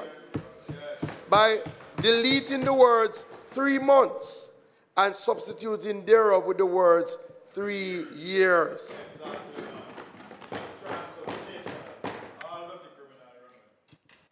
Clause 37 intends to amend Section 38 of the Principal Act, which deals with appeals, by deleting the words Rural Agricultural Development Authority and substituting thereof with the word authority. Inserting next after the words under Section 2A the words or an application for a dealer's license under Section 3. Clause 38 intends to repeal the first schedule of the Principal Act. Clause 39 intends to amend the second schedule of the Principal Act by deleting thereof the word second schedule and replacing with the words first schedule. By deleting Form A and replacing it with a new Form A dealer's license. By deleting Form B and replacing with a new Form B agricultural produce receipt. Deleting Form C, deleting Form D and substituting a new Form C thereof. Deleting Form F and the words Form F and replacing it with the words Form D. Deleting Form G and the words Form G and replacing it with the words Form E. Deleting the numeral 19 and substituting thereof in each case the numeral 20. Clause 40 intends to repeal the third schedule of the Act. Clause 41 intends to amend the fourth schedule of the Principal Act by removing the words fourth schedule and replacing it with the words second schedule, by adding the words agricultural produce, byproducts, extracts thereof immediately below the words second schedule. By deleting the words beans and substituting it thereof with beans all varieties. By deleting the words cocoa, coffee, ginger, pimento, and turmeric, by deleting the words pineapples and replacing it with the word pineapple. Madam Speaker, one of the things that we're doing in these changes is that oftentimes the Act was very specific. And what we've moved to is to ensure that we have wide categories. So instead of just saying bean and defining what beans you're allowed to help, we say beans all varieties. And Madam Speaker, it probably is worthwhile to indicate some of the things that we are adding again that were not provided for. So almond, aloe vera, bamboo, berries, broccoli, cactus, cashew nut, cauliflower, cerci, cherries, custard apple, fever grass. Yes, cerci. Fever grass, grapes, grass for animal feed, all varieties, indigenous herbs and spices, lemongrass, logan, lychee, mint, all varieties, mushrooms, pak choy, rubitan, soft fruits, soy, star fruit, zucchini. Absolutely. So, Madam Speaker, before now, when persons were in the business of producing those crops and they came to RAD or the ministry for help, they were constrained. We now have a massive investment planned for Westmoreland to develop a bamboo factory to treat with making paper. But in order to do that successfully, you have to be able to farm bamboo. That happens all over the world. And I see Dr. Dunn, who has done a lot of work when he was at the Ministry of Industry and Commerce in relation to bamboo. Now, under this new act, bamboo will be considered an agricultural crop.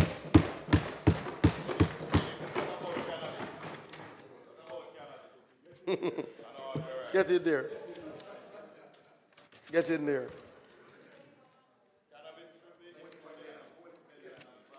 Clause 40 intends to repeal the third schedule of the Principal Act. Clause 41 intends to amend the fourth schedule of the Principal Act by removing the words fourth schedule. No, I did that already. Clause 42 proposes to amend the fifth schedule of the Principal Act by deleting the words fifth schedule, replacing it therewith with the words third schedule, inserting a subparagraph D. Clause 43 proposes to amend the sixth schedule of the Principal Act by deleting from the heading the words sixth schedule and substituting thereof the words fourth schedule. Clause 44 proposes to amend Section 4 of the Rural Agricultural Development Authority to provide for the issuance of certificate of registration, dealer's license, and to charge fees for services provided by or on behalf of the authority. And Clause 45 proposes to amend Section 2 of the Presiding and Prevention Act by deleting the definition of agricultural produce therein and substituting thereof the following new definition: agricultural produce has the meaning assigned to it under Section 2 of the Agricultural Produce Act. The Memorandum of Object and Reason, the bill concludes with a Memorandum of Object and Reason. So, Madam Speaker, as I close, let me make 2 or 3 more points, Madam Speaker. Madam Speaker, I was at pains to outline the extensive process that we have gone through to get here. We have thought long and hard, and in fact, I was at a stakeholder engagement, Madam Speaker, in St. Thomas last week, Thursday, and one of the farmers got up, and what he was asking for, in his layman way, is where is the dealer's license? Because I have a receipt book, but the man who is selling it to somebody else, where is his license to prove that he got it from a justified source? Madam Speaker, I urge that we do not delay. These are not the sort of amendments that require a joint select committee, because ultimately we are not changing the overall scheme of the act. What we're doing is modernizing, and the legal framework is already there and agreed. We're not introducing anything that requires extensive deliberations. And again, the most important part is to ensure that we are updating the penalties. Additionally, Madam Speaker, there are 2 more things. It is important that we understand how we treat with the legal framework that deals with predatory larceny. Even though we have a predatory larceny prevention act, that act really treats with a scheme for agricultural wardens that we are looking to implement, Madam Speaker, to put more boots on the ground in our communities. But, Madam Speaker, the other acts that deal with trade and larceny are under things like the Larceny Act, things like larceny of cattle, that already carries 7 years, right, and hefty fines. Where we have been lacking is in treating with the transportation and trade of agricultural produce. And if we're going to treat with trade and larceny, they should have no market in which to sell their stolen items. So, Madam Speaker, I want to make that point. The last thing is that we must recognize that part of what we're doing is to help with the traceability of our agricultural produce. We now live in a global marketplace, Madam Speaker. All the requirements for export. If Member Davis is going to export some yam from South St. James, right, or some banana, the reality is that the receiver, the importer, has to be able to trace that back to the farmer. It is now a true food safety issue. And we have the head of plant quarantine who is here, who can tell you the direction of this Ministry of Agriculture is not to just satisfy ourselves on local standards, but we must be producing to international standards. Very, very important. So, Madam Speaker, as I close, I want to thank the ministry's legal team who worked day and night on this. And I want to thank all the officers. Our head of RADA is here. Mr. Simpson, he wouldn't miss it because this provides the sort of support that the farmers need. And Superintendent Pasco is here with us. And again, he is in charge of our Pradial Larceny unit. And Madam Speaker, we need this for them to go out on the road to create the impact that we want to see. So, Madam Speaker, with that said, I look forward to other contributions on this bill.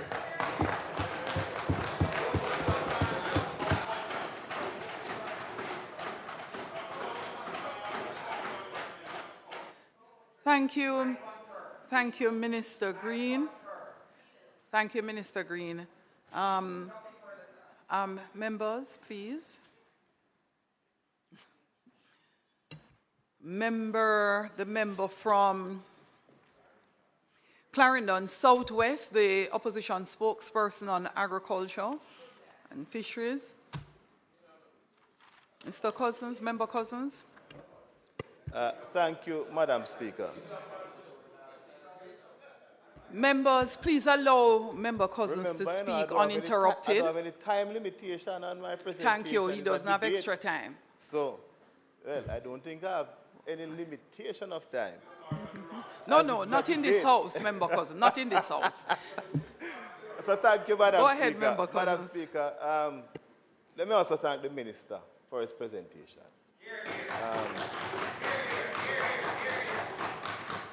Never had to go through all the clauses because the bill, of course, was, the proposed bill was actually tabled a few weeks ago.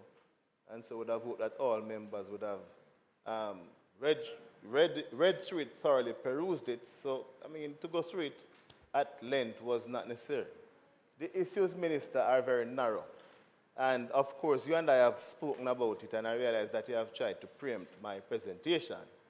Because the reality is, Madam Speaker, that these proposed amendments are far-reaching amendments, are far-reaching proposals. And on last check, we had over 400,000 registered farmers in Jamaica. That is how significant this proposal is. Registered farmers at the very same organization, which was referred to earlier, rather, 400,000. Significant.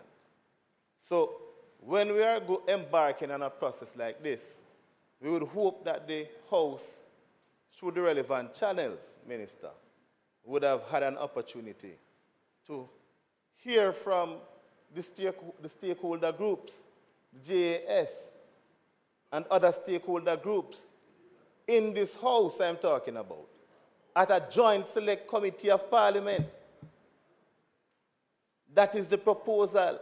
So I hear the argument around not having a delay, but we must understand that all 63 of us in this house represent the vast majority of farmers in this country. And when we are embarking on this process, there ought to have been a joint select committee. And there's no secret that that is my preferred route because I indicated it to you. We're not about ambushing each other. It's about understanding that that's when certain legislation come here to this house, based on how significant they are, that we all must be able to appreciate the concerns from all groups. And I don't think many of us, having listened, fully appreciate what we're embarking on.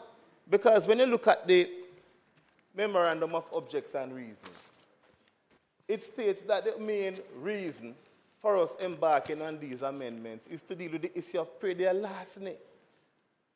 But, Minister, I submit that this cannot help us. This may help us a little bit. But it is not the panacea. This is not the solution to praedia larceny. We have been here in this house at Joint Select Committee, and I asked, when you look at, for example, what is set aside in the Ministry of Agriculture's budget for praedia larceny alone, I don't even want to mention the sum. It's less than $10 million to fight praedia larceny, the Ministry of Agriculture's budget. When I made inquiries of the Minister of National Security, despite the fact that there are vehicles marked praedia larceny prevention unit, there's no unit in the JSF, you know. And he admitted to it, that there's no unit in the JSF that has funding that is deliberately programmed and focused at the fight against praedia larceny. Our proposal has always been that the Praedia Larceny Prevention Act must be amended. That is the primary act that focuses on the issue of praedia larceny. Also, we have proposed already, I've proposed here and elsewhere, that when someone is found in possession of criminal property, of stolen goods, stolen goats, stolen cows, stolen whatever, that individual should be subject, when convicted or upon conviction, to the forfeiture of his or her assets. And that those assets, when forfeited, the funds that we get from those assets should go towards the praedia larceny fight. So the Proceeds of Crime Act, for example, bring them out of the Proceeds of Crime Act, forfeit them whatever assets they have once they are convicted. That is what we need. The farmers are out there every day farming. You have the 2-foot posts lurking in the dark. They go, they steal the produce. Oftentimes they are not intercepted. So this act wouldn't even relate to them. Because this act only comes into effect if somebody is intercepted by the security forces, and upon them being intercepted. There are certain flaws in this very act that I'm going to address as I go along in respect of persons intercepted. However, 90% of those involved in the act of praedia larceny have never been intercepted and will never be intercepted. The farmers are out there and they need protection, personal protection in some instances, increased use of technology, work with the Ministry of Finance to ensure that the farmers are able to purchase certain technological devices and get certain waivers on those technological devices that they use for surveillance purposes. That is what is required. What is happening here is we are proposing a system of registration that comes with fees. A system of registration that has flaws, Minister. That's why I say it needs to go to a joint select committee of parliament. Because, for example, Section 2A Just an example, Section 2A. And it provides for persons who are doing them backyard farming to have an exemption. It does that. However, it leaves the issue of what amounts to a sufficient amount sufficient for consumption, one, and too small for commercial significance. That is left to the discretion of who? Whose discretion? The constable. You and I have operated at the private bar for years. We understand and appreciate that when you leave a discretion to a constable, he may or may not exercise that discretion one way or the other. But the reality is that if he does put that person before the court, that person has to expend significant amount of money to prove them innocent. So who determines what is an amount fit for consumption or not significant for commercial? It's tricky. That's why we needed to hear from the stakeholder groups and hear their submissions on the issue. JACRA, for example, I see where under Section 2A, JACRA, the products that are licensed by JACRA are not included. That's another thing that needs to be addressed. How are we going to ensure that there is the proper synergy between JACRA and the RADA to ensure that there's no overlapping and confusion? I think what we're proposing is really an albatross around the neck of the farmers in Jamaica. I'm telling the truth. Minister, I'm just giving you my opinion. You know, I've always been very honest here. I believe that we operate in a climate in this country where you see, when persons have grown accustomed to a certain practice, a certain lifestyle, right? You can't change it overnight, and that's why we ask for the process. We ask for consultation. We want to ensure that before we go to the stage of implementation, that proper consultation is done and sensitization is done so that persons can understand and appreciate what the new rules are. It is not only about purveyors, you know. RADA, for example, have their own issues. A lot of persons go to RADA, Mr. Simpson can tell you, apply for an ID. Many of us in this house know it's true. And take months to get an ID. They take months to get an ID. So RADA is the very same entity that you're going to entrust now.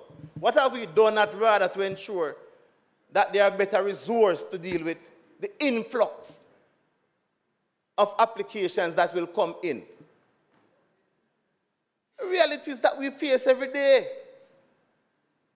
So that is why I'm saying it would have been important for us to have it at the Joint Select Committee, so even RADA could make their submissions to us, to explain to us why they have been delaying with the issuing of IDs for the farmers for so long, why we're having these protracted delays.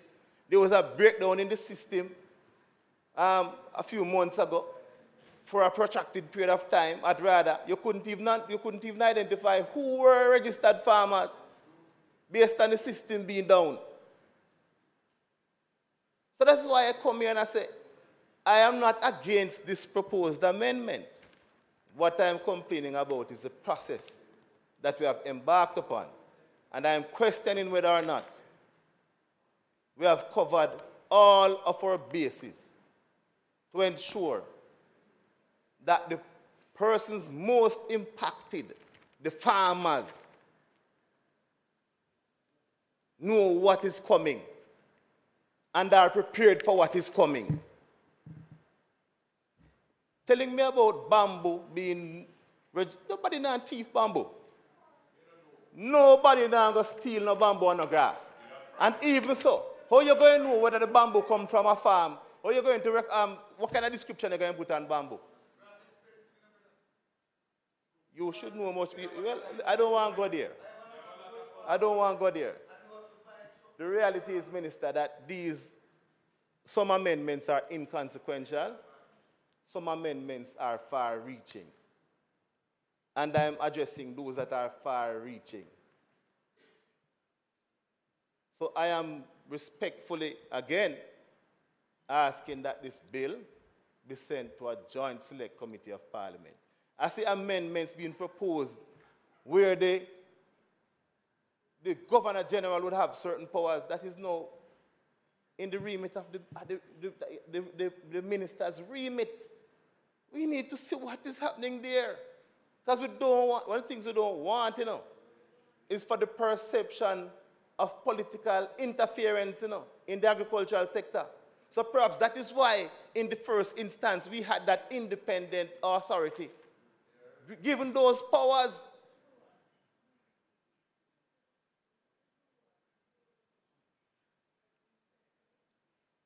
exactly, significant. We're embarking on a constitutional reform process. So whomever was the Governor General is going to be replaced by another authority. And perhaps this could be a part of that discussion as well, in terms of the powers that will be vested with that authority, right? That's why we must take our time and properly go through this thing and have proper consultation between the government minister and the opposition, representing over 300,000 farmers in this country. It is important that as a government, as members of parliament, we put the interest of the farmers first. We can't rush bills through parliament without proper dialogue and consultation. Most of the members in this house, before you stood up and spoke about it, even though the bill was tabled, probably never read it and understood how deep it went in terms of the fact that persons who are now, not just purveyors, a farmer with an acre of land under production, an acre of land, must be registered. Because there's no way he's going to tell a constable that what he's doing is not for commercial purpose. As simple as that. And depends on what he's producing on that acre or that half acre. That's how significant it is. So not because the farm is in your backyard, you can't say because of that it's for domestic consumption. Because it depends on the size of the farm in your backyard. You see how significant it is? That's why we need this conversation. We need to have a mature conversation with everyone, all interested parties, before we rush to pass this bill into law. So, Minister, I've said what I have had to say. I need to go through every clause, because the reality is that it's almost like fruit of the poisonous tree. So I never need to go through the clauses. If the tree is poisonous, I don't need to pick the fruit out of the tree and compare it and contrast it. The process, the fruit of the poisonous tree is the process. Lack of consultation. Lack of sensitization. So therefore, it doesn't make any sense to bother debate it. So those are my submissions.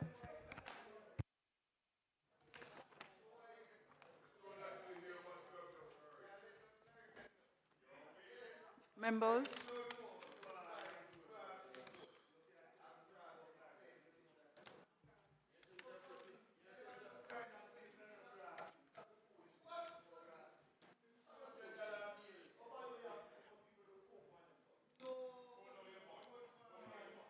Thank you very much, Madam Speaker.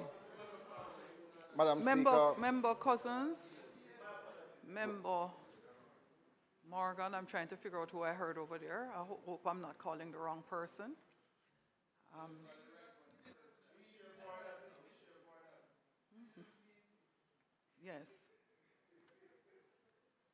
Madam Speaker, without repeating much of what the member No, well, from Southwest there is hopefully Clarendon. no repeating. That is one of the things that we really need to stop doing. So please proceed without repeating. No, sometimes certain things are No, worth no. repetition. The standing orders But actually dictate that members should not repeat either the questions or the presentation of other members. It is a practice in this House Yes, I said that my notes needs to here. be discontinued. These are original notes. Madam Speaker, as the member said earlier, in reading the memorandum of objects and reasons, nobody would have a quarrel with this bill that is presented to us today. We have been trying for years to deal with predial larceny. Farmers have suffered, and therefore we would support anything, any measure or measures that will assist the farmers. Madam Speaker, the minister says that there's going to be a massive sensitization program to follow after this is passed into law. You know, I remember when we did the Road Traffic Act, when we imposed fines that were subsequently deemed to be excessive. Yes, well, you, all right? Yes, yeah, well, yes, we is we, every one of us. And then shortly after, when the reality strikes, we have to come back here and do amendments. Madam Speaker, we cannot overlook the point about consultation. And, you know, I'm amazed because the minister, quite rightly, has put in this law a review of it by a joint select committee. So why didn't a joint select committee first, as we are now trying to fashion it, be a part of this process? Madam Speaker, there are small farmers in this country who are used to certain practices. You drive up, and these are legit people who are doing legitimate business, but they're not accustomed to the process now that they have to go through. And it is meant to be a good process, but if they don't feel a part of the development of this new system, if they don't have a voice, and the minister did say that it was widespread consultation, but was there consultation with the JAS, for example? Were they at the table? Which group that represented the farmers was at the table to scrutinize all of the provisions in this bill? Madam Speaker, the document that you have here, almost half of it, is seeking to amend existing law. When you're amending an existing law, it requires carefulness. And I must admit to this House that yes, the bill was tabled some time ago, but I spent some time today. No, I'm going to be honest, I didn't read it before, but in reading it now, I am seeing the massive implications that it will have on small farmers who are accustomed to certain things, who are not involved in predial larceny, but who will be caught within the penalties that are increasing in one instance from $250,000 to $3 million, 3 months in prison to 3 years in prison. I am cautioning that we don't use today to pass this bill to come back here when the House start to do urgent amendments. That is my submission, Madam Speaker.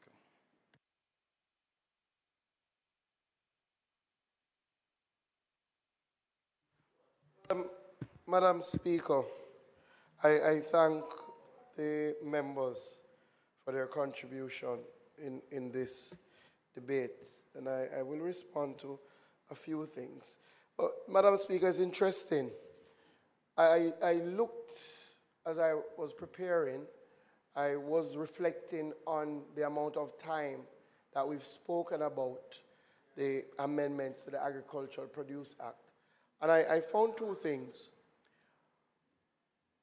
On the 2nd of January of this year, the president of the JS was asked, what are his wishes for the new year? What is his new year vision? And he said, Madam Speaker, that he expects that this year the amendments to the Agricultural Produce Act will be taken and passed. So far-reaching has the consultation and involvement been that his New Year wish was for this House to do the right thing and to pass this act. So that is public record, Madam Speaker. You can Google it and you can watch the video. That was the wish of the president of the JS, because he understands that this act is not about hurting the small farmer. This act is a tool in protecting the small farmer. You know what else I found, Madam Speaker? Blessed memory.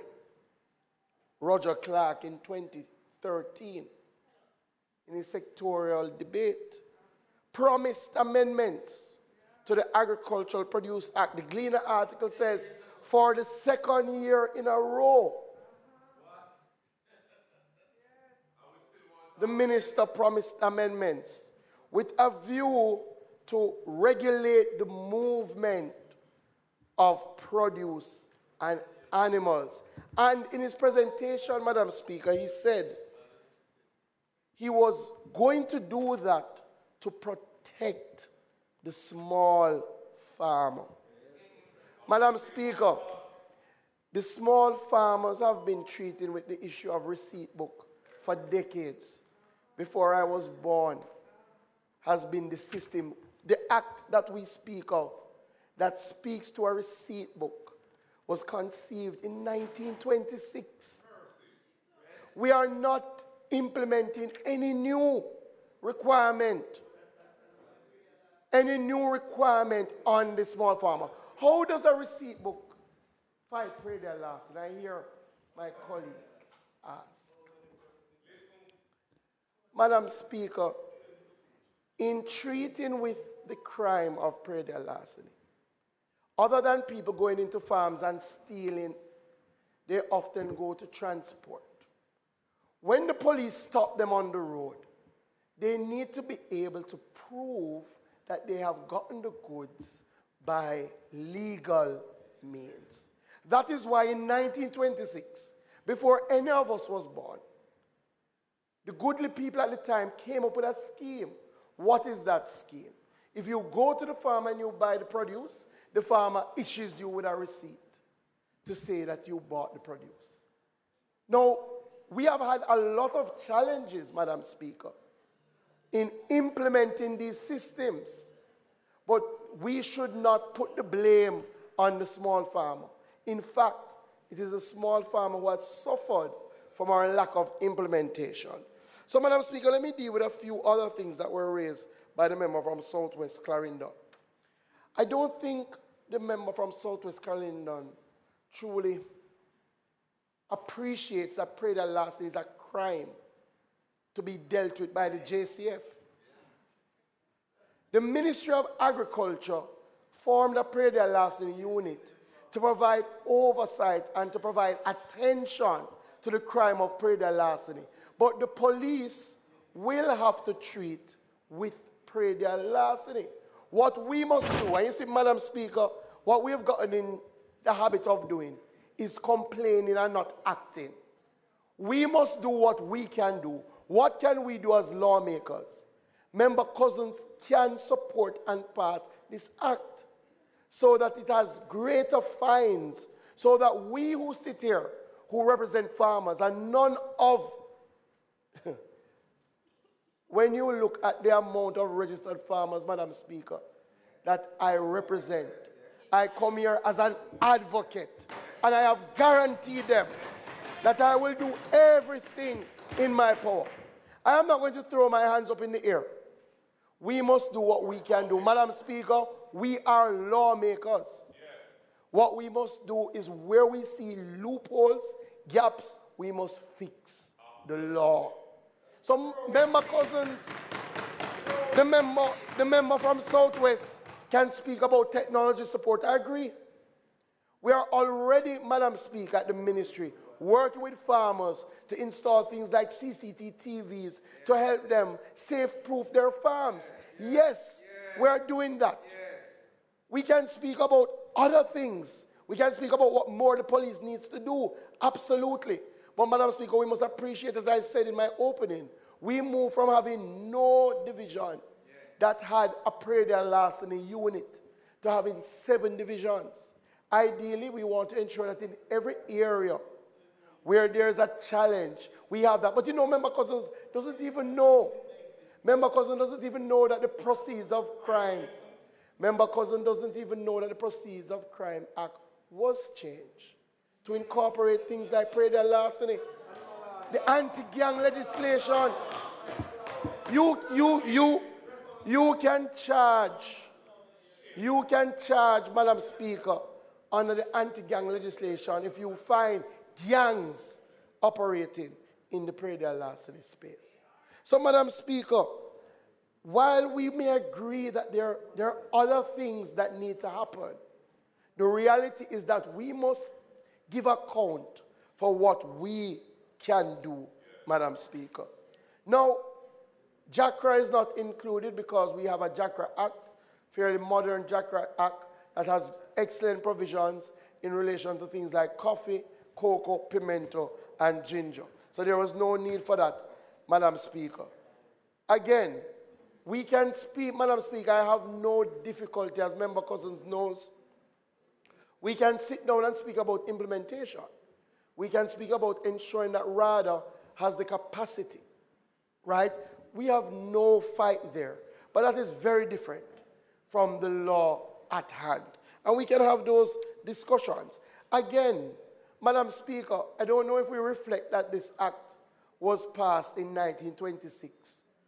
When you were given these powers, you had to give it to the Governor General. At that time, most of us couldn't even vote. So it stands to reason, Madam Speaker, that now that we have an established structure with a written constitution, that these powers would rest with the minister.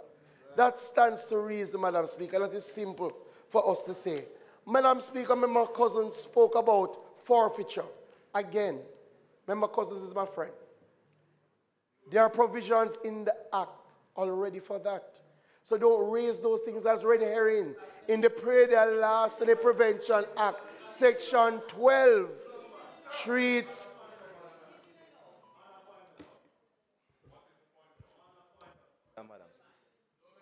Madam Speaker, on a point of order. Yes, Member. I specifically spoke about forfeiture of the assets of the individual under the Proceeds of Crime Act, not forfeiture of the goods or the vehicle that the car, so Minister, kindly just correct that. Thank you. I hear you, Member Cousins. I hear you, Member Cousins. I'm almost sure that you made 2 points. That you made one under the Proceeds of Crime, but you spoke in general about forfeiture. So just to be clear, and then we are at 1. The Predial Larceny Prevention Act already deals with forfeiture of items used in the commission of an offense. So I hear you. Madam Speaker, outside of all of this, our biggest threat is really delay. We talk.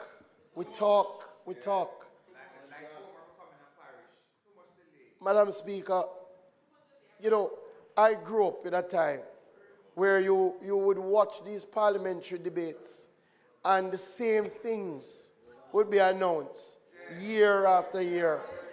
Year after year. I told you that Minister Clark spoke of it in 2012. At that time, I was not in the House, right? But, Madam Speaker, one of the things that I think this side has committed ourselves to is that enough of the talk. It's now time for action. If we say we're going to do something. So, Madam Speaker, I want to be clear. We are not changing any scheme for small farmers. There is no difference because they already had the receipt book system. What we're doing for our small farmers is to ensure that they can get the receipt books from more places. So they don't have to tell us when we go into the field that they wanted to do the right thing, but they couldn't cut it down the receipt book. So we're going to ensure that the receipt book is accessible. We are also going to ensure that if you are trading commercially in agricultural produce, you must be able to tell us where you get it from, where you get it from, when you get it, how much quantities, so we can know that you're bona fide and that you're not robbing the farmer. Madam Speaker, we are going to drive goat production in this country because we have recognized that over 80% of what we consume as our beloved curry goat is imported. But when I go out and I say to my farmers, invest in goats, they tell me, Minister, the challenge is praedial larceny. And no one bill will solve that problem. But we have to develop a scheme, a legislative framework that addresses the problem. So, Madam Speaker, as I said before, I'll reiterate. One, we do have the Praedial Larceny Prevention Act already. We're going to move to implement the Agricultural Wardens Program that is called for under the Act. We already have some laws that deal with larceny and larceny of cattle that, thankfully, they are sufficiently strong. What we have to ensure is that when the people go before the courts, that the penalties and the punishments that are handed down signal the seriousness of the offense. And that's why I'm very happy when I heard recently that the Office of the DPP is going to appeal a sentence that was handed down for a praedial larceny crime. So, Madam Speaker, so we have that. What we need to do is to strengthen and cut off illegal agricultural produce making its way into our trade. We have to cut off the movement of that. That is what we're doing in this bill.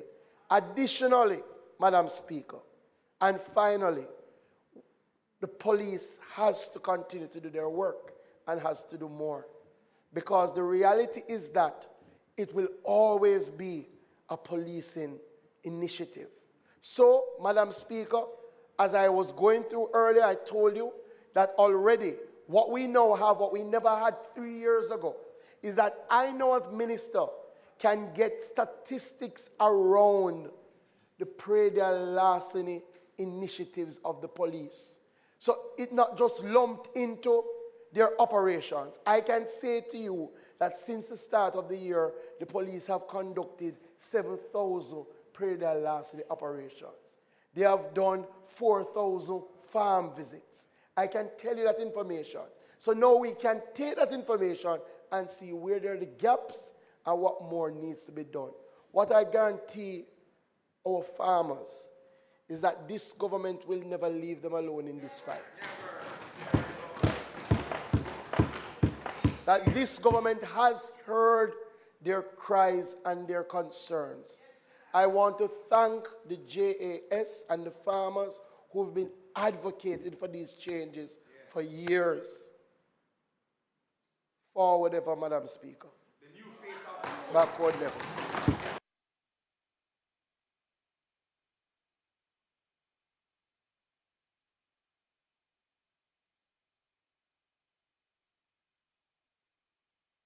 Minister, after your wonderful rendition, I did not hear you conclude the debate and ask that the bill be read a second time, so I would love your directive. Madam Speaker, I ask that the bill be read a second time.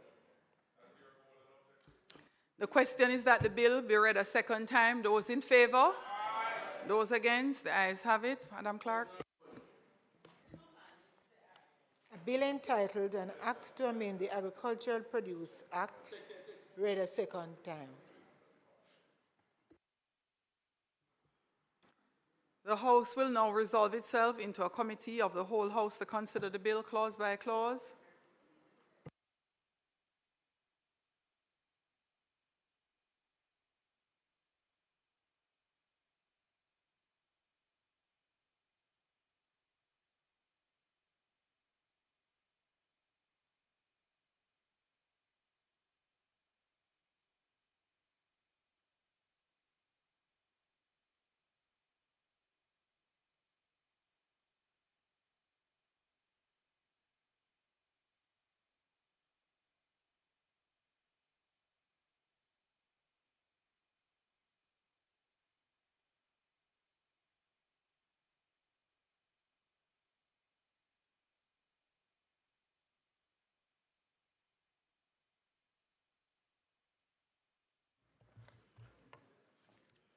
Minister, I would appreciate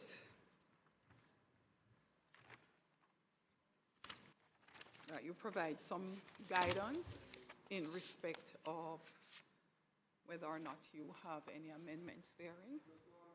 Sorry. House Leader of Government Business.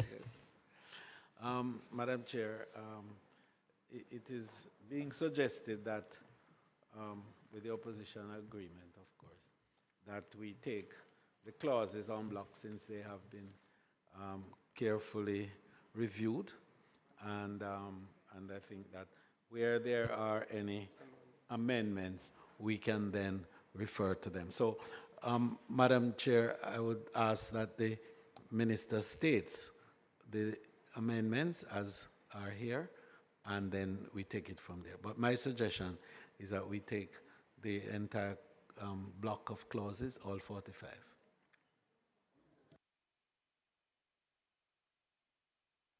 So, Madam Speaker, permission to speak for my chair. That's not my own. No, not in this committee. You're in committee, okay. you're in committee, No problem. and you may Madam speak Speaker, from anywhere. Chairman, there are no amendments. So since the chair lady has no amendments, I put clauses 1 through to clause 45. Those in favor? Aye. Those against? The ayes have it. I put the title and enacting clause. Those in favor? Aye. Those against? The ayes have it. The question is that I do report the bill as having passed committee stage without amendment.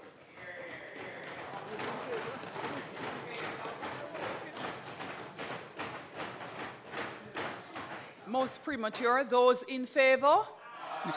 Those against? The ayes have it. Thank you, members. I will now proceed to the House.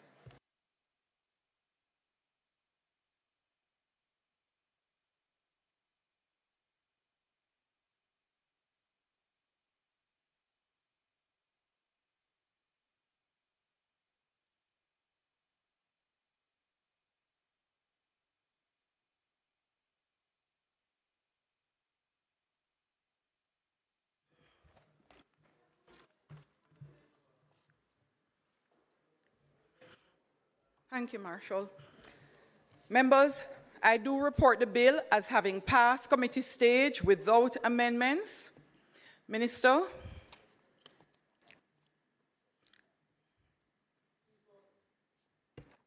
Madam Speaker, just allow me to specifically thank Ms. Marshall Locke from our legal team and Ms. Gravney, who is here with us. They worked very hard on getting us to this stage, Madam Speaker. And I really want to commend them.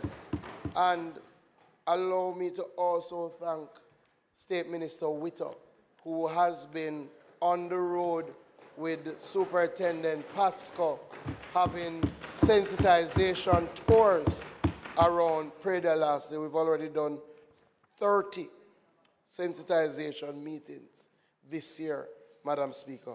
With that said, Madam Speaker, I now ask that the bill be read a third time. The question is that the bill be read a third time. Those in favor? Aye. Those against? The ayes have it. Madam Clerk. A bill entitled An Act to Amend the Agricultural Produce Act read a third time and passed.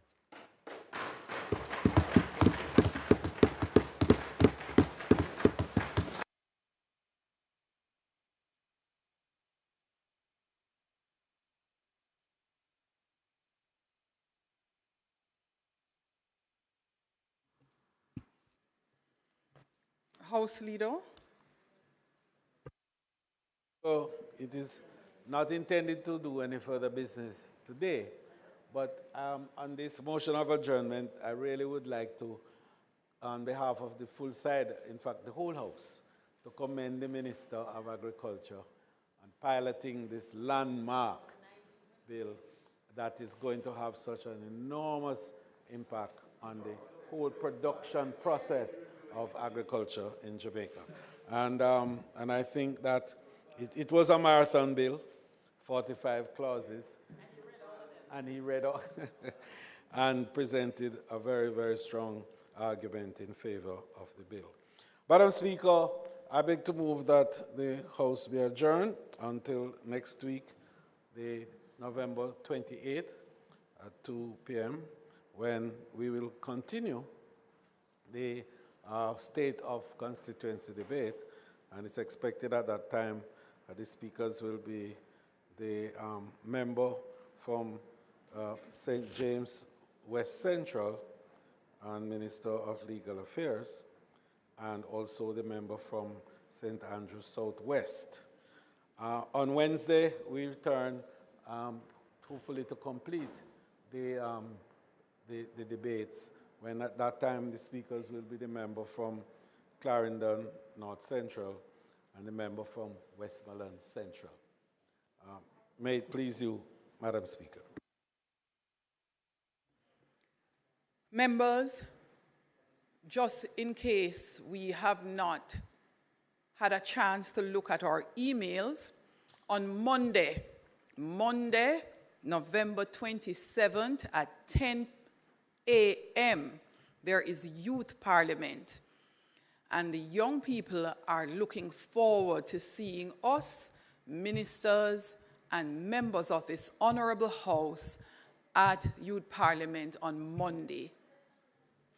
Even though you have cabinet, it is always on a Monday, and the practice has been that ministers go from time to time out of Parliament and come and see the young people and go back to cabinet.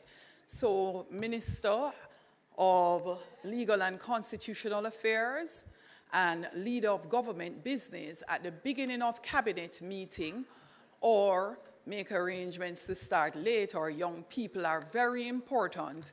We would love to have our ministers present here at the House of Parliament, Monday, November 27 at 10 a.m. Well, thank you very, very much in that regard. The question is that the House do now adjourn for formally Tuesday, November 28, 2023 at 2 p.m. Those in favor? Aye. Those against? The ayes have it. This honorable House now stands adjourned. Thank you, members.